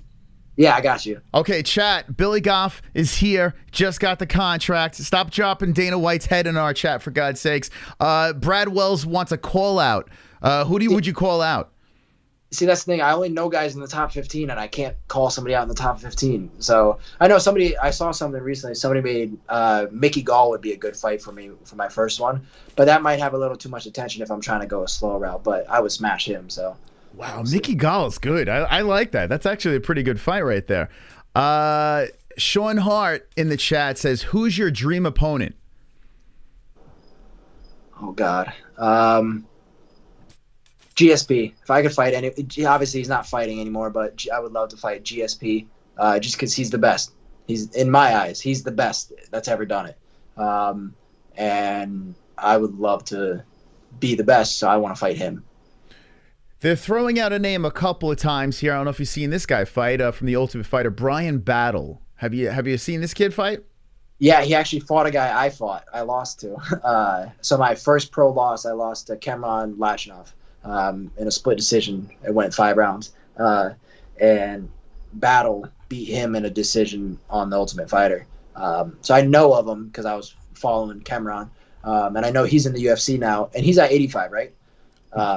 Yeah, he is at 85. Yeah, he's not welterweight. What are we talking about here, guys? What's going on? Hey, how dare you? I'm willing to go up to 85 again just for fun. But that's at the end of the day. It does come down. I don't know if my coach. I brought up because I wanted to fight Bo Nickal. I was talking about it to my coach before the Contender series happened. He doesn't have a contract, so it is what it is. But he's at 85. So my coach is like, well, what do you want to do? Do you want to bounce around and be that guy? Or do you want to stay at 170 and work your way to the title? Oh, okay, so they're saying he went to welterweight. So would he fight at 85 in the Ultimate Fighter maybe? Maybe that's what it was.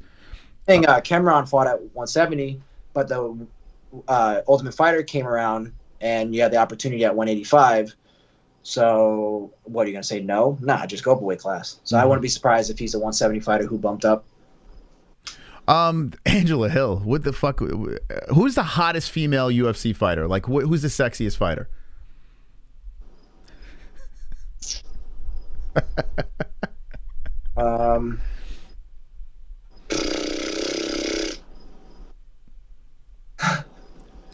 There's got to be one.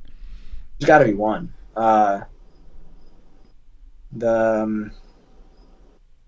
You ever see Ariana? I think it's Ariana Lipsky. Have you seen her? No. Piece of ass. Very, very beautiful. What do you think? Go ahead. Terrible. I don't watch enough fights. I don't know enough names. I don't pay attention. I am not a good fan of MMA at all in the slightest. And it is something that I'm trying to fix. I got to be more of a student of the sport, and I got to know people. You know, you're not the only one, though. There are a lot of guys out there that don't really care. They just care about what they're doing in the cage. So unless they're a massive big name or anything like that, why worry about anyone else, right? Yeah, it doesn't. Who gives a shit? That's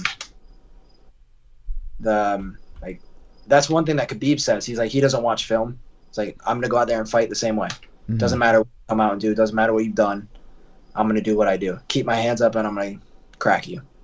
They're saying stay away from Cheyenne Vlismas. I don't know if you heard that crazy story. Cheyenne Vlismas? I don't know. Nope. What happened there? She used to be Cheyenne Buys. She was married to a man named JP Buys, who's in the UFC. And she ran off with this another UFC fighter. I forgot his name. If someone could throw it in the chat, very scary looking man. That could probably kill JP Buys. But now she's not Cheyenne Buys anymore. She's back to Cheyenne Vlisma. So they're saying stay away from her. I did hear about that. I felt terrible for that guy. Yeah. Oh, Roman DeLeeds. Yeah, that's who she ran off with. Thank you, Matt. Yeah. He, Buy, or whatever his name is, made a terrible choice in picking her. Tell me about it. Oh my God. And so now your girlfriend, does she keep you on a tight leash? I mean, I know it's only been a year here, but I mean, being a UFC fighter, your DMs, girls got to be sliding in there. You know, you're probably going to be going to events soon, fights coming up. What does your girlfriend do? Does she spray you, put your mark on you? She piss on you? Like, what does she do? Just all over the face. I just go covered in it. No, she actually, it's pretty impressive. She's got all I'm becoming more famous.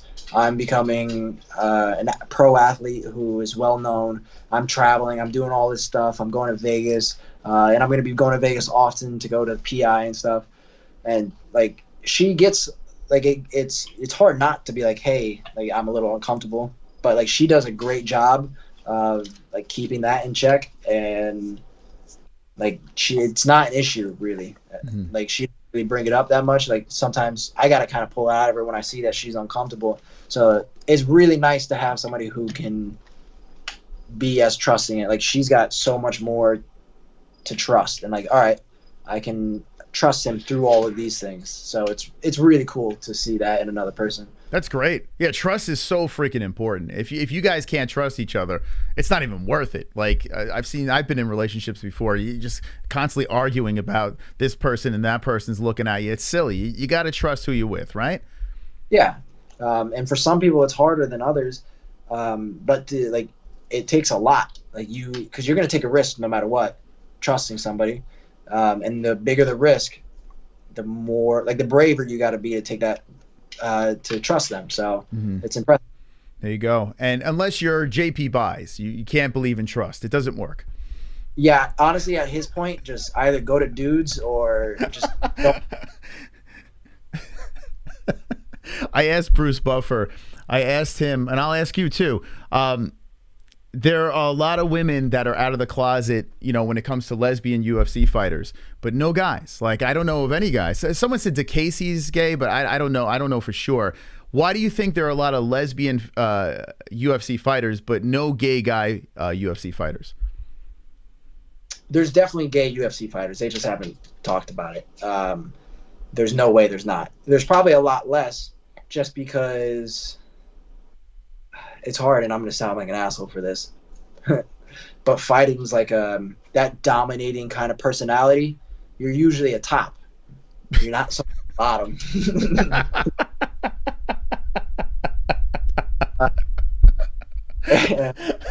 It's the perfect way to put it. Yes, I like that. Yeah. We might clip that. Do you mind if we clip? That might be the promo clip we throw out there. So Billy Goff says a lot of tops in the UFC. Yeah. You know, it's funny you say that because a couple years back, I have a friend that brought over a gay guy and we were hanging out, and it was hilarious because I love the UFC. I've been watching for a little while, and he is just so into it. So I'm like, wow, you really like this? And he's like, dude, this is the hottest thing I've ever watched. Guys humping the shit out of each other. And I'm like, what the fuck? I never even thought of it that way. And this guy's like, this is amazing. Like, I mean, I guess it makes sense, right? With wrestling and this and that, strong men on top. I guess there's something. Yeah, that's why girls love it. Yeah, I guess, right? Yeah. My girl loves it. Like, she sees stuff and she's like, oh, you do that to me. Like, you hold me down that way, and I'm holding somebody else down that way. She thinks it's hot as shit. Does she, in the bedroom, does she say, yo, put me in that position? Does she say stuff like that to you? No, she just starts fighting back, and then I just start doing that. You start elbowing her. Just start cutting her up. Yeah, that sounds like a great time. Well, listen, Billy, I tell you what, man, anytime you want to come back, you're fucking hilarious. You're always welcome back on the show, okay? Yeah, no, man, I love it. It was a good time. Thank you for having me. And I'll definitely be back on. Awesome. Great stuff. Hey, Billy, thanks again for coming on. Good luck in your future fight. When you have another announcement, come on back. We'll chat again. Yeah, when I'm fighting, I got you. Yeah, and go smash your girlfriend now, okay? Yeah, she'll be here soon. All right, there he is, Billy Goff, live on the show. What do you say, chat? What do you say, Billy Goff? What a fantastic interview. What do you think in the chat? He's a great guy. Great freaking guy. Don't know quite. Oh, fuck! Dub! Ugh! I just saw this wonderful. 5 minutes ago, I missed this. What was it? So if you achieve all of your UFC dreams, are you okay with being called Billy Goat? Billy Goat. Ah, shit. Tropic Tom, I will make sure to ask them that next time. So I've been meaning to interview this guy for a while. I've seen him on the CES scene, and now here he is in the UFC. So it's really cool to get, his perspective, his life story. And he really shared a lot with us tonight. Like, he really dove in there. So I appreciate him for doing that and opening up, having a little fun with us. What do you guys think in the chat? I mean, listen, if you haven't seen this man fight, go back and watch last week's Contender series, the opening fight over there. It was a barn burner. He was a little bit of trouble and then smokes the opponent in the first round, gets the contract. If you haven't seen the last fight against Justin Sumter, he came in on short notice, went up to 185 and snatched the belt, became a double champ in CES. The guy's on a multiple fight winning streak over here. What was it, 5 fights we said? The dude is good. He's good. He can throw. He can fucking grapple. He can pretty much do it all. He's got all the tools to make some noise in the UFC. So definitely, win or lose, the guy is a lot of fun to watch. Let me know in the chat what you think about Billy Goff. He's a tough kid. I hope the Delta 8 gummies are worth it. Nick, oh, dude, yeah, enjoy. Start small. Start half dose. See what happens. Thank you, Gage, for the subscribe. Appreciate that. Very cool dude, Billy Jump Goff. I tell you what, the fucking jerk Goff. Dude, like, the poor, like, he's telling me, I forgot what he was talking about. And I see in the corner of my eye, someone says Billy Jerk Goff. And I'm like, this guy had to have gotten that before. Thank you, Brad, for the nice words. And thank you, D-Rest, for dropping the gifted members over there. Really appreciate the support. I appreciate Tom, Jason, Silverback for the donations. Thank you so much. But yeah, definitely check this guy's fights. And we'll be seeing a lot more of them in the future. Oh, here's Gage. I used to train with them. They're certainly a tough crew to work with, but it's because they got heart. Yeah, I mean, that's a perfect way to put it, right? The dude's got heart. Like, to be in trouble the way he was and to turn it back around and fucking slam him down to the ground and beat him up like that. We saw with Justin Sumter the same thing. Justin's a big dude. Sumter's a big dude. And for Billy Goff to go in there on short notice, had the heart to just put in the work, man. It was crazy. I should do this for a living. I do. This is my job. I actually do. We don't make much, but we survive. So yes, thank you. I appreciate that. I'm a fan guy. Yeah, I mean, that's the thing. Having these guys and gals on the show, we try to really get to the core of each fighter. We try to find out, like, talk to them as a human. You know what I'm saying? Just talk to them like buddies having a conversation, getting to know them a little bit better. Because I feel like it's such a brutal sport. You know, at the end of the day, like, yeah, kill him, finish him, submit him, knock him out. Like, that's how we think as fans. But if you get more excited if you know them as a human being. And then when you see them fight the next time, you're like, holy shit. Like, you feel like your family members fighting, your friends fighting. Like, that's what you feel like. And that's what I love about doing this show. The fact that we get to peel back the layers. We have these long interviews with these guys and gals, and we learn a lot about them. We become fans. I used to be a strip club DJ. I wish I was a DJ. I wish I was a strip club DJ. They make a lot of money. Good interview, Moss. Pat yourself on the back. Papa Gummy. You want a fucking Papa Gummy? I'm down, man. I'm actually down. I was thinking about having one regardless. I got to have dinner and soon. I mean, you know what? Fuck it. Maybe I will have a little. All right, I'll have a little HHC. We'll have a little this. We'll wind down the show. Anyway, he says he wants to beat up Bo Nickal. That's actually pretty cool. Would you like to? The ones in the chat if you want to see Billy beat up Bo Nickal. And let me give a shout out to our sponsors before we discuss the rest of the situations over here. Pop 5 gummies. No, I don't want to die. By the way, the gummy I'm going to have is CBDX.com. It's HHC. It's the 500 milligram. I'm a big fan of these. The Delta 8's harsh. And I will jump into Delta 8 again, but tonight's not the night. I see all the new members in the chat, by the way. Shout out to the fucking members. Let's go, baby. Let's go. Let's go. Appreciate that. So CBDX.com, someone in the chat said they just got themselves some Delta 8s. Enjoy the ride. CBDX.com, the promo code is MMA-HOLES. And if you want 20% off, use that code. MMA-HOLES for 20% off. You must be 21 or older to purchase it. And if you use our code, you get a free gift as well. So the person that bought the Delta 8 in the chat, you're going to get yourself a free gift on top of whatever you ordered. So check it out, CBDX.com. As you can see, I'm a massive fan of their product. Damn Savage putting my emoji. Yeah, I do. I fucking love them. I do. Let's see.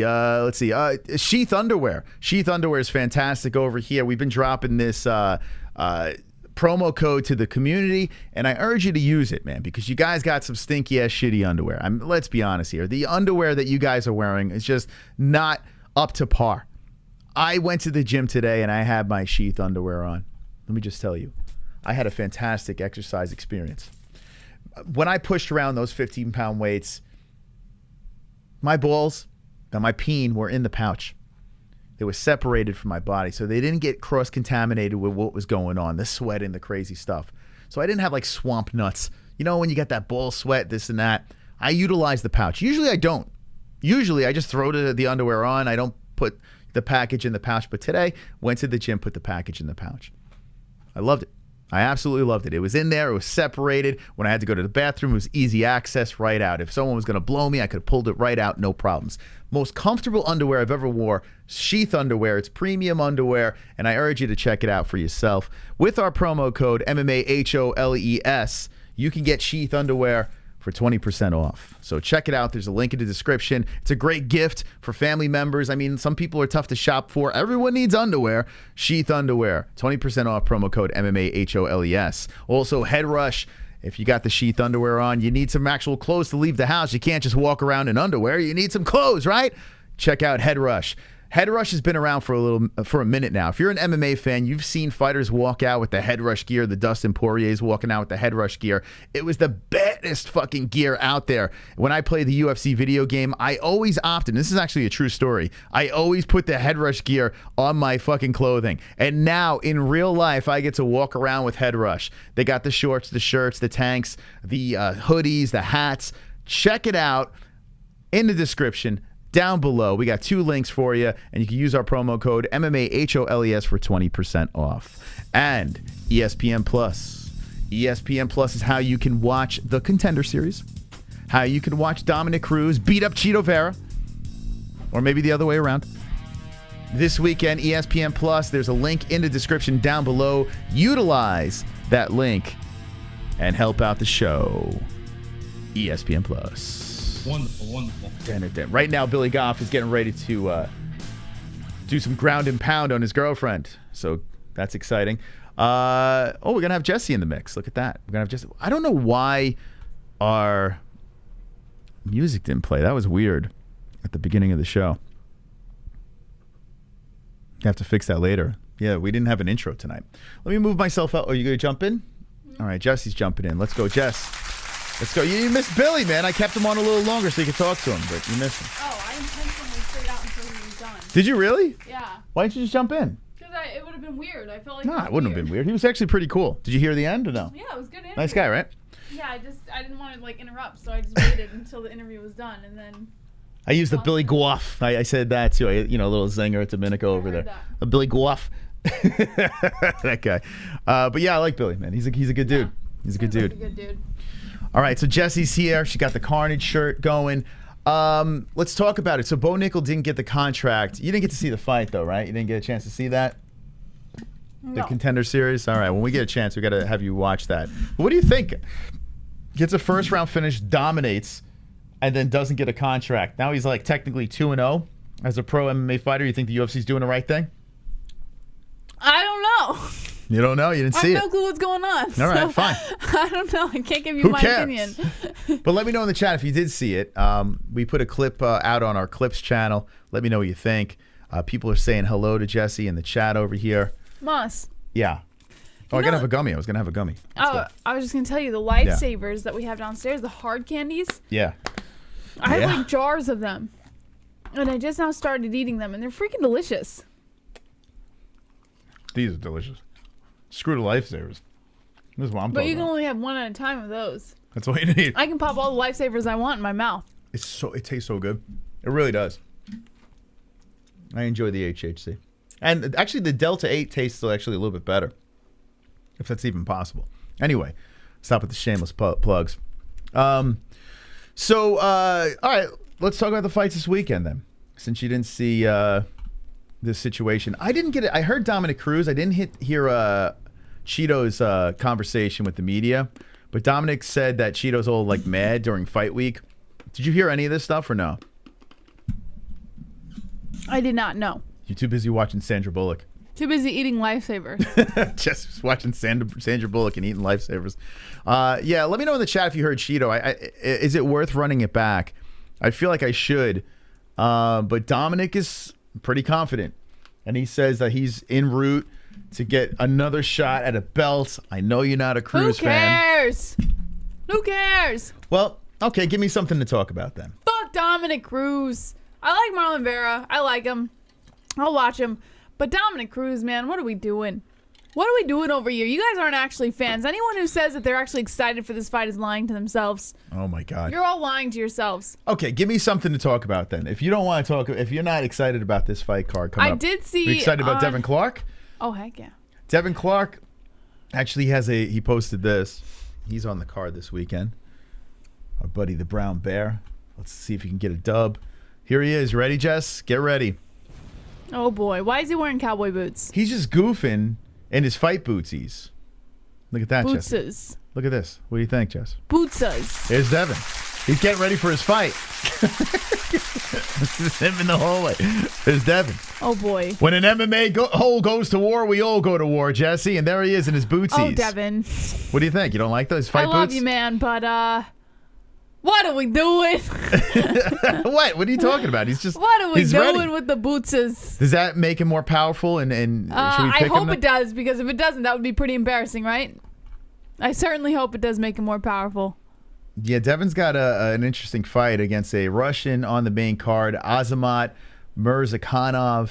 And this is our main event right here. This is the MMA-Holes main event. As Azamat, the professional, is on a massive win streak. He's 11-0. He was apparently accused of cheating. That's why he wasn't in the UFC earlier, according to the chat. I don't know how true that was. But, yeah, so Devin Clark, he doesn't need to cheat. He's got his boots. His bootses. He has bootses. So there's Devin, the Brown Bear, getting ready to go to war. 32 years old versus 30. Devin's still pretty young. He's only 32. He's been, look at all these UFC fights this man's had. And he's still only 32 years old. That's kind of wild. He's got a lot of UFC fights. Yeah. He got in the UFC 2016. Mm-hmm. And this is the when he moved up, right, to fight Alex Nicholson. And actually, no, he was fighting lower. So he's fighting at light heavyweight. So he was fighting at middleweight against Alex. He got knocked out, and he says, hey, man, I can't be doing this. I got to go up. Then rattled off 2 wins. Lost to Jan Blachowicz. Beat Mike Rodriguez. Lost to Rakic. Beat Stosic. Lost to Ryan Spann. Then Townsend and Menefield beat them 2. Lost to Anthony Smith on short notice. That was a weird fight. Ian Laba, and then bounced back with William Knight. William Knight's back in the gym training again, so he's getting ready. I don't know what's now. I wonder if William's still in the UFC. I don't even know. I haven't spoken to him in a while. Got to find out. But anyway, that's happened. And you missed last night. We had a massive influx of people gifting members. What about that? What do you say about that? People going crazy. And D-Rest tonight gifted 5 members. It's wild. I'm sorry, I hate to interrupt. So, Roberto, you did not receive any of your stuff yet? Is he in the chat? Why don't you just message him? I did. I did message him. Okay. Yeah, so he'll respond. Yeah, just message him. He hasn't received it. It's just kind of driving me nuts, Moss. Nobody's receiving anything. Message him. I Just did. Message him. He said he hasn't received it. Yeah, talk to him about it and find out the details. No details. Okay, we're gonna drag it on the show. Okay. Yeah. All right, talk. All right, guys, talk to us about it. No, I'm just asking. I don't know if he's in the chat or not. I don't think he is. I didn't see him. All right. All right, let's go to Twitter news. I feel like I'm losing you here, Jess. What do you want to talk about before I go into the... Don't ask me. I'm here. I'm along for the ride, Moss. I just got here. Well, I gave you 2 topics and you just fucking... So let's move... All right, let's go to... how you wanted me to? I don't know. I thought you would have a little... Okay, that's all right. Here we go. Let's go to the Savage section on Twitter over here. Let's pull some stuff up.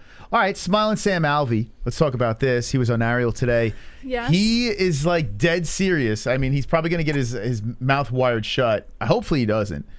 But by the way, Ariel, you never have the guy on, and then when he gets cut from the UFC, it's a big story. Now you drag him on. It's like, what about when he was fighting? Like what are we doing, Ariel? We had him on. Ariel, we had him on when he was going through his downslide and he was still competing. We had him on. But Ariel, nowhere to be found. Now he's getting his jaw wired shut, and he might fight Jake Paul. His what wired shut? Jaw. Jaw? His jaw. His jaw. Wired shut. I don't like you tonight. What? You don't like me any night. Let's be fair. His jaw wired shut. Ariel has him on. You know, but no, any other time he doesn't. Anyway, what do you think about Smiling Sam Alvey fighting a Jake Paul? I don't know why anyone wants to see that happen, honestly. In fairness, Jake Paul, listen, I know he hasn't fought any like legit boxers or whatever, but he's fighting MMA fighters, and it's kind of difficult to kind of get on board with that whole thing because his whole shtick is to be a good boxer, and he's fighting people who aren't boxers. So I wouldn't take it seriously if it happened. You know, like I would be like, what the fuck? Well, but I think this is all just a fucking joke, so. I tell you what, I don't know, like, first of all, I don't think Jake would take this fight because, first off, there's too much risk and not enough reward, right? Sam Alvey hasn't won a fight in a very long time. And he just came off a vicious knockout. He's also around Jake's size, so if Sam does win the fight, it looks really bad for Jake. So there's more downside than upside, unless like someone pulled out, which someone did, and he needed someone in a pinch, maybe. But I don't think as a businessman it would make sense. But as a fan of Sam Alvey, I would love to see him catch a big paycheck. I just don't want to see him get dropped by Jake. Like, you know what I'm saying? Yeah. Like it would bug me seeing Jake flatline Sam Alvey. I'm not saying that's going to happen, but it would bother me if it did. Yeah, I mean, I think it would bother a lot of people. I'm even seeing in the chats here, in the comment section. People are saying, not happening ever. You're not a draw. You have nothing to offer to Jake Paul. Listen, I think there's like the loyal fans to Sam Alvey who have watched him for a while, but then there's other people who have no clue who he is. And I don't want to say that about Sam Alvey because he's a friend of the show, but I mean, you got to call a spade. And I think that people aren't really going to be high on this fight. So I don't think it's really going to matter anyways. It's probably never going to happen. Okay. What do you think in the chat? Sam Alvey versus Jake Paul. Oilman says, let's see it. Silver Carl says, the casual MMA fans don't know Sam Alvey, so no. Raul says, Carnage. All merch will be delivered by winter 2024. Never, ever, ever says, Aloha Gaming Bros. Noido says, Tate would smoke Jake. That's what we all want to see. Tate would smoke Jake? What, Misha Tate? Is that what he's saying, or am I hearing things? I guess that's what he's implying. I don't know. I can't read minds. How about Chris Cyborg going to boxing? Oh, Andrew Tate. I was like, what? Misha Tate? I'm like, what the fuck is he talking about? Oh, Andrew Tate. Yeah, who is it? He's a kickboxer, that guy, right? Isn't he some sort of kickboxer or something? I saw him running his mouth on it. I don't know who the hell he is, to be honest with you. He's like, fight a real fighter. I did see that guy. Does anyone give a shit about Tate? Andrew Tate. Let's look at his stuff. Wonderful, wonderful. Tropic Tom. With the amount of money and notoriety that Izzy has, there would be a baby mama out there somewhere. Izzy is more queer than a $3 bill. The last gender bender. Whoa. There's your topic. Wow. Damn, what do you think? I don't know if that was Tropic Tom. I'm going to go on a whim and say that wasn't. I think that was a fraud, a fake. Jess, what do you think? Do I think it's a fake Tropic, or what do I think about his donation? Do you think that was a fake Tropic Tom? No. I think that was the real Tropic Tom. You think that was really him? Mm-hmm. No shit. Okay. All right, so then what do you think about what he said? People have been implying this whole fucking gender bender bullshit for a while, so I have nothing to say about that. Okay, no comment. Matt has been a member for 6 months. Let's go, Matt. Let's go, Matt. Let's go, let's go, let's go. Oh, he said it was him. Okay. So that's a response? I thought it was like someone trolling or something like that. Thank you, Tropic. Appreciate that. Okay. Last gender bender. Let's go into Chris Cyborg going to boxing. What do you think? You excited about Chris going into fighting Simone Silva? I'm not surprised. At some point, Cyborg was going to go into boxing at some point in her career. I'm surprised it didn't happen earlier. That's what I am surprised about. But it's happening, and we're all going to watch it, and she's probably going to be there for like a year or two and then bounce, you know? Okay. Yeah, I mean, I'm glad she's making money, but I see the rumblings about her and Kayla Harrison. They're like, let's see if, I think MMA Island might have put something up. Someone put something up. And it is pretty interesting. I just hope that eventually happens.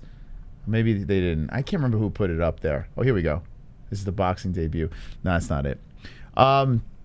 Yeah, that interests me more. Like her fighting Kayla Harrison, PFL. They've been going back and forth on social media. That makes it more interesting for me as an MMA fan. Yeah, good for Cyborg to make the money in boxing, but I honestly could not care about this at all.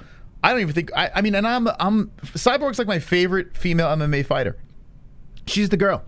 Every time Chris fights, like I'm interested. But in boxing, not so much. Not so much here. Let me know in the chat what you think about Cyborg going to boxing.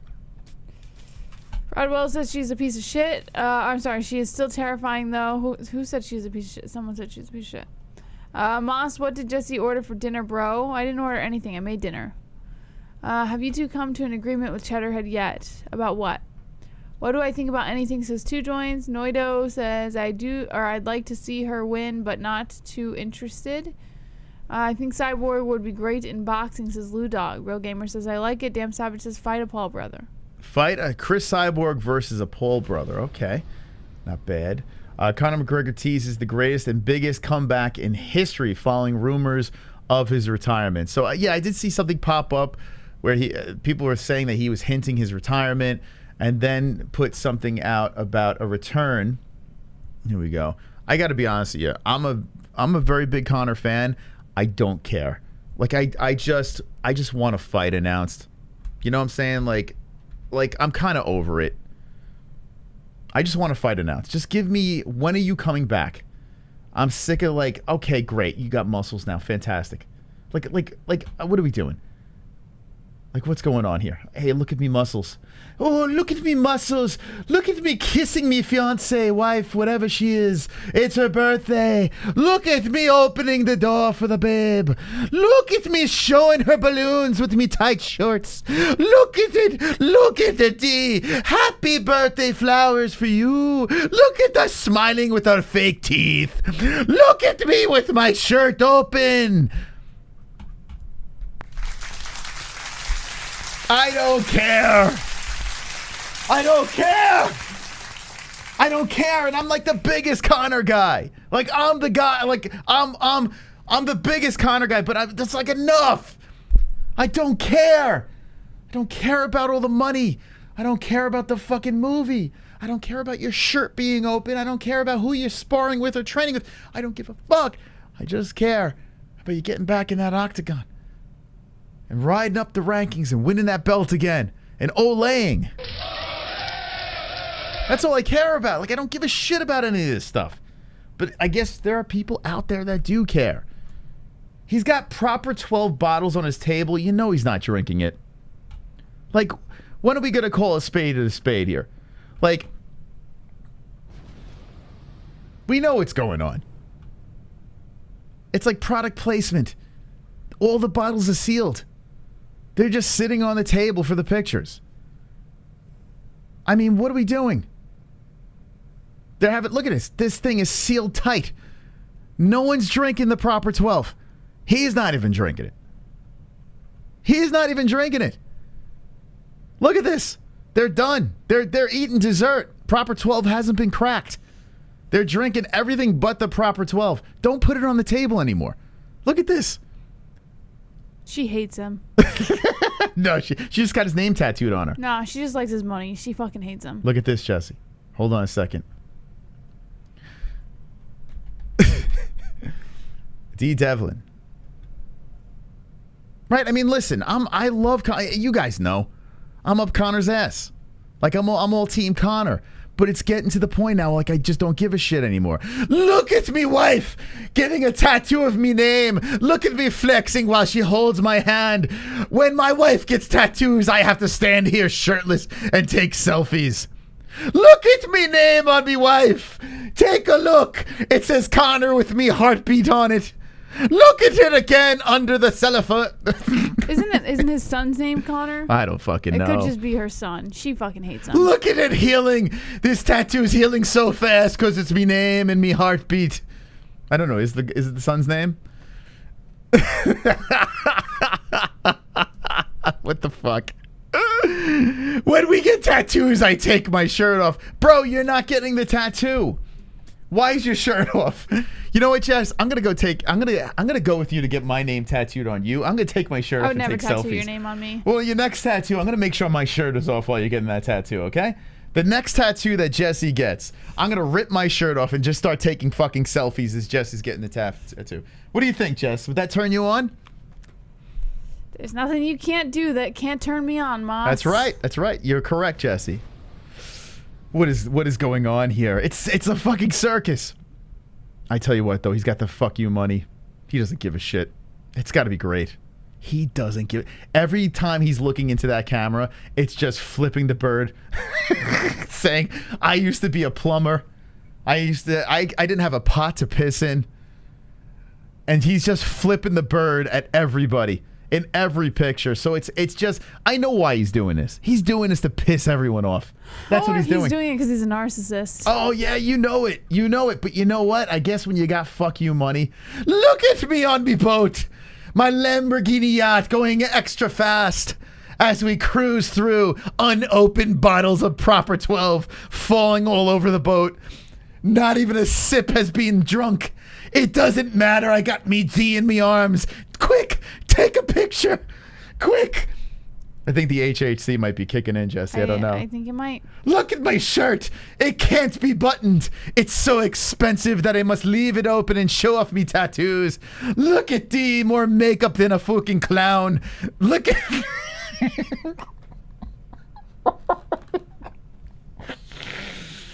Oh, God. We should do a segment each week. Just skim through Conor's Instagram. Look at me, sunglasses and me mouth open. Look at me, Jesse. Shirt off, mouth open. You know why? Because me bae looks bomb right here. She looks like a plastic doll. All Botoxed up with the fake implants on. But it doesn't matter. My shirt is off. Look at me muscles, yeah. Just no fucks given. And I gotta admit, I'm kind of jealous. I couldn't tell. I'm jealous. He's got all his fucking money. He can do whatever the hell he wants. I need this money. Can someone like drop like a Lamborghini yacht donation or something so I could take a bunch of shirtless pictures? Look at me wife's fake titties over here. Look at them. They've never been that big in their lives. Me nose getting bigger just like he titties over here.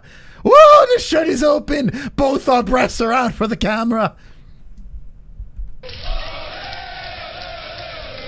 Okay, I think I'm done.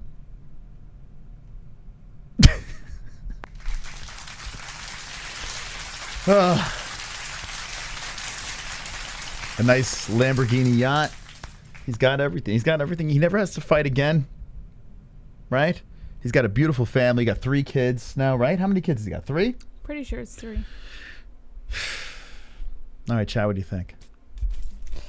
1% of his cash would change anyone's life, says Noidu. It's kind of crazy, right? Plumbers make good money, bruh, says Dimula. Them big mama tits, says KC. Adolf says, I would love to see you copy a black man's accent, Moss. Oh, wait. Okay. How many pineapple decorations? Hold on a second. Let's let the crickets out for that comment. I got an even better one for crickets. Yeah. How many pineapple decorations do you guys keep on your front porch? Guys, I'm just lighting up the internet with my Conor McGregor impersonation over here, and you're just dropping duds in the chat. Come on, pick up the pace, guys. And what's wrong with my pineapple decorations? What is it? What are pineapple? What is that about? Oh, okay. It went over my head.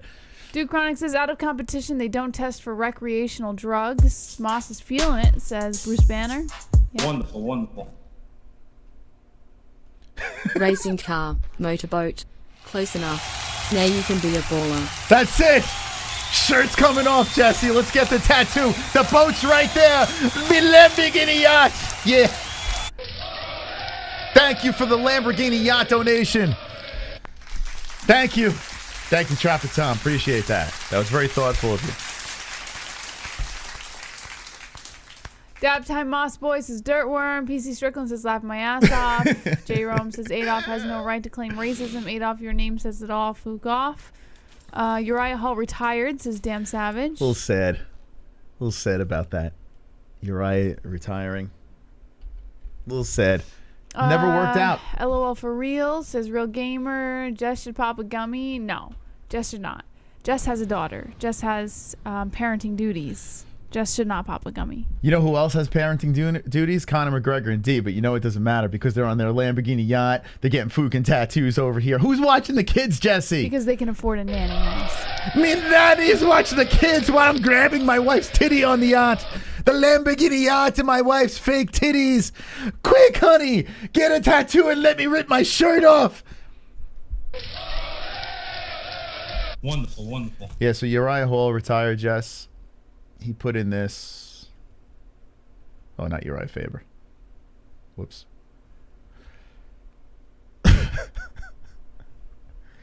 Here's the quote, Jess.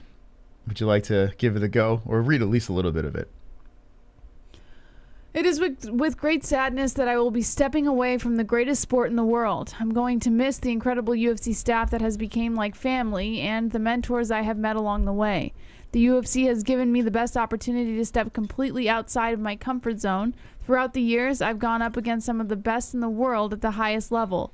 Although I did not achieve the rank of the world champion, I've acquired some of my greatest achievements from mixed martial arts, and that's what's facing my fears and being a champion in life.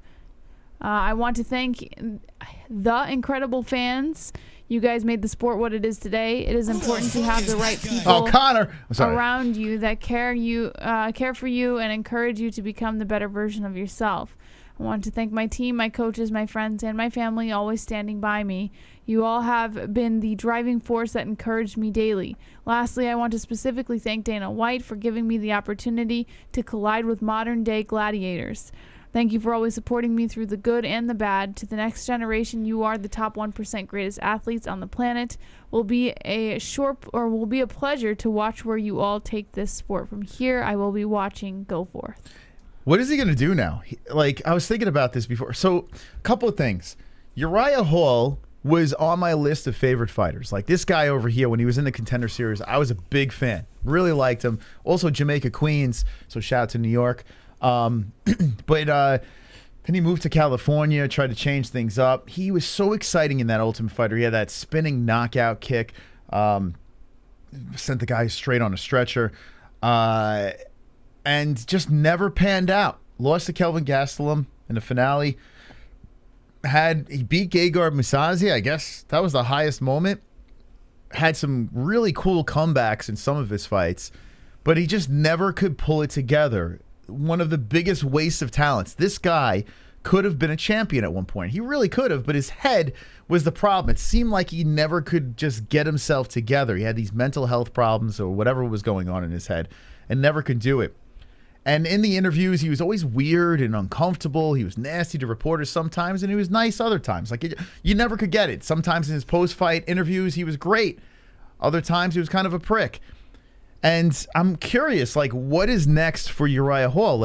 I don't know if a desk job is in play for him. Does he become a teammate, a training partner, a coach?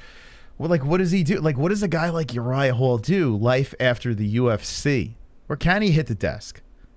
Bipolar. Yeah, you know what? He does seem like he's fucking bipolar. He's got a lot going on in his head, but he's open about what's going on, in his head and his mental issues and whatever. Interesting. What does this guy do next? I wonder. What do you think, Uriah Hall? What do you think? Where do you see him? Absolutely nothing. I think he's going to turn into a couch potato. He's just got a couch potato. He's got to make money somehow, do something, you know? I don't know if UFC money could bring him to retirement. Do you think he's just going to get a 9-to-5 somewhere? Like, Nope. Be in the gym? What is he going to do? He's just going to turn into a couch potato. Just going to be a couch potato. Become a gamer, maybe? What do you think about Uriah Hall, guys, in the chat? It's a bummer, man. The guy had a lot of potential.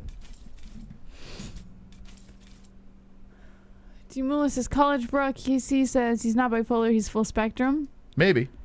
Dude Chronic says maybe in mental health. Uriah Hall, a truck driver. BKFC movies, he already was in one. That's true. Yeah, he was in a movie. You're right. I do remember. My mom was telling me about it. She's like, oh, you got to see this movie. Uriah Hall was in it. Wonderful, wonderful. Uriah can become the Instagram manager for the MMA-Holes. There you go. Uriah, we need an Instagram manager. Gay porn, maybe, possibly. Yeah, what's the update on that? The Instagram stuff, on the emails. What do you mean? Why do you ask me these things on air? Like, brought it up. Anthony was going through the applications last I checked, and then we have to review them, and we should be sending out stuff by tomorrow. Okay. So mañana. Okay. So reply to those applications if you did receive it in your emails. Okay. All right. You seem tired.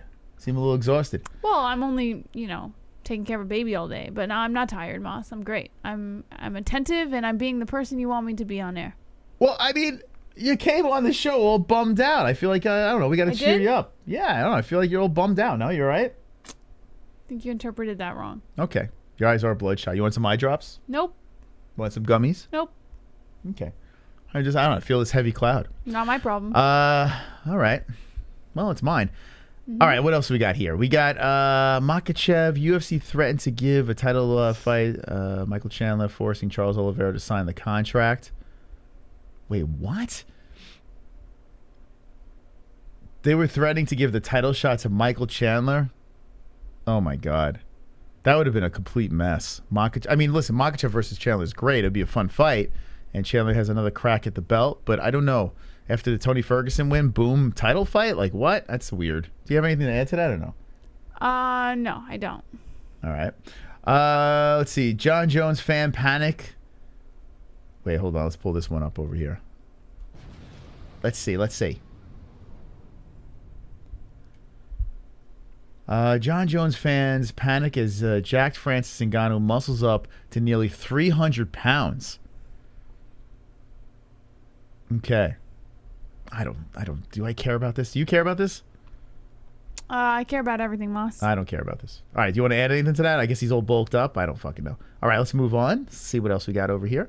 That seems like it's it, right? We got the Mike Tyson situation. We spoke about that with Dana White a couple of shows ago. So Dana confirmed it's true that what Mike Tyson said, with Hulu doing him dirty, Dana did pass. So he did get offered by Hulu, and nope. He said, I'm not dealing with this stuff over here, so he moved on. Mike Tyson looking very slim. Both guys looking slim in this picture. Very interesting. All right, final words from the chat, and let's get out of here. We went over 15 over, but we had a nice long interview with Billy Goff. If you missed the Billy Goff interview, run it back. Great guy. Welterweight. Look out. Billy Goff is here to stay, and he should be back before the year is up. He hinted MSG. He has interest in that card. So we'll see. Who knows? Maybe he gets thrown on that crazy card.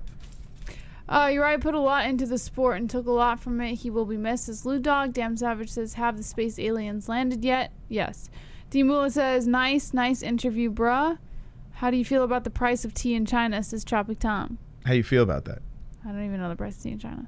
Johnny Hall says, I like them girls with the big peaches. NBA-Holes says, West Side. Oh, yeah, Jared Cannonier and Sean Strickland. It looks like they're going to headline their own card, like a fight night, I guess. Let's see. Yeah, Sean Strickland versus Jared Cannonier targeted a headline event in October. What do you think about that fight? That's a pretty good fight, right? I think Cannonier's going to run him over. Whoa! You think Cannonier's going to run over Strickland? Yep, I do. Oof. Wow. Both guys coming off a loss. Strickland got destroyed, but got destroyed by the Izzy Slayer. Wow. You didn't even think about that. Holy cow. I think it's going to be somewhat competitive. So you think what, first round finish? Maybe. It's not impossible. Maybe I'll give it like second or third. Who knows? Interesting. What do you guys think in the chat? Sean Strickland, Jared Cannonier. That's pretty wild. That's pretty wild. I would have to really think about that. I mean, there's not really much to think about. Strickland's going to get run over. Sorry, Strickland. I mean, I don't really hold him close enough to my heart to be able to, you know, not be honest about it. Well, you probably insulted PC Strickland. He's in the chat. He says, let's go. I'm bricked up. Not my problem. Oh, man. I'm not in control of your feelings. Holy shit. Jesse's going after everyone tonight. Even PC Strickland's not safe. What do you guys think in the chat about that fight? Strickland versus Cannonier. Strickland needs to keep his guard up, to be honest, as Ice Viking. D. Muller says, where's Let Me Bang, bruh? Mattis says, laugh my ass off. Lou Dog says, that's because Tyson is going to fight Jake. Tangy says, you tell him, Jess. Jess has been reading a self-help manual. I should. Maybe it would help me along in life. I think Strickland is the most retarded fighter ever, says Cayman Ryder. We need Strickland back in the title picture with Izzy. Both in and out the CAG, says Cayman Ryder. I don't know what that means. Cage? Yeah. Both tough, says Duke Chronic. Is there a laptop Strickland? Strickland going to get lose by ground and pound, says Johnny Hall. Wow. JBM is savage. I know. Pay them to not fight, says Casey Jones. Strickland will talk funny with that style, says Delton. I'm going to put a poll in the chat. And this is how we're going to end the stream. I'm going to put a poll in the chat. Who wins? And I'm curious what you guys say. All right, Strickland. This could be interesting. I mean, they might be in favor of Cannonier. So I think it's an interesting fight, especially after, you know, how both lost. I think it's very interesting. All right, so Cannonier, Strickland, the poll is in there. I can't give you like a confident answer right away. I'm a little biased because I like Sean, so I am a little biased in this pick. I don't think Sean gets run over though. I think getting run over. I don't know. I know Jared's powerful. I know he is, but I feel like Sean is. He's gonna take this very, very serious. All right, so I'll leave that poll up there for a couple of seconds, and then we'll do it. Jared's not 6'4" like Pere. Yeah, Jared's not a physically he's big, but he's not like super tall. He's like 6 foot, I think, if I'm not mistaken. Let's see. Right, I think he's like 6 foot or 6'1". The Killer Gorilla he's 5'11". But he does have a reach on him, right? He's got, what's that reach? The Killer Gorilla. Oh, it's confirmed. They have it on Tapology ready to go. So here you go. Jared being 38 years old, a little older, showing 31. Showing 6'1", 5'11" is Cannonier. But yeah, Cannonier does have that reach. 77.5 against a 76-inch reach. So Cannonier does have the reach there in this fight. It's a fascinating fight. Fascinating fight over here. So let's check out the poll. Let's see what the community says. Get your votes in right now because we're going to shut her down. Who wins? Who wins? Let's see. Let's go like this. Like that. Okay. Strickland wins by 62%. Cannonier standing at 38. Okay. Keep getting those votes. I mean, what? We got 124 people, 40 votes. What are you guys doing? Get the food. It's like, I'm too lazy to vote. It's too late, man. Get the votes in. What are we doing here? Get your votes in. All right, final words from the chat. But it looks like they're going to be picking Sean Strickland. Jesse, what do you think? Are you against the chat here, or you change your mind? I don't know. I'm gonna go Cannonier. Cannonier. All right, Jesse's strong with the Cannonier. Who you got, Usman or Leon? Usman. Uzi. White from Tibet guy says Raul. Duke deserves his member emojis. Yeah, I don't know why Duke is not, like, we've had so many gifted members, and somehow Duke has dodged every single membership gifting. Pretty wild.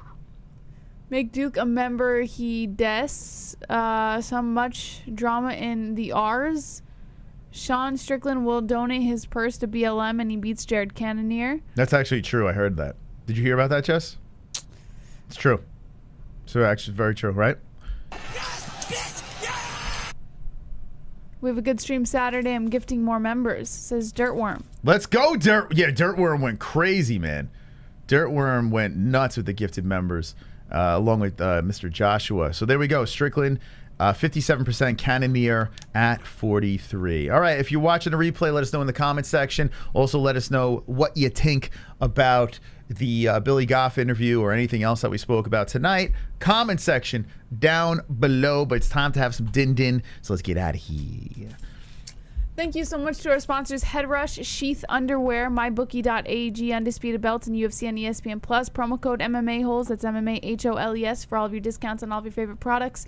We will be live again on Friday night at 10 p.m. Eastern Time for Fook Off Friday. Don't forget to like, hit subscribe, hit the notification bell, and as always, thank you, Julie and Lane, for coming on the show. Don't be an a-hole, be an MMA-hole.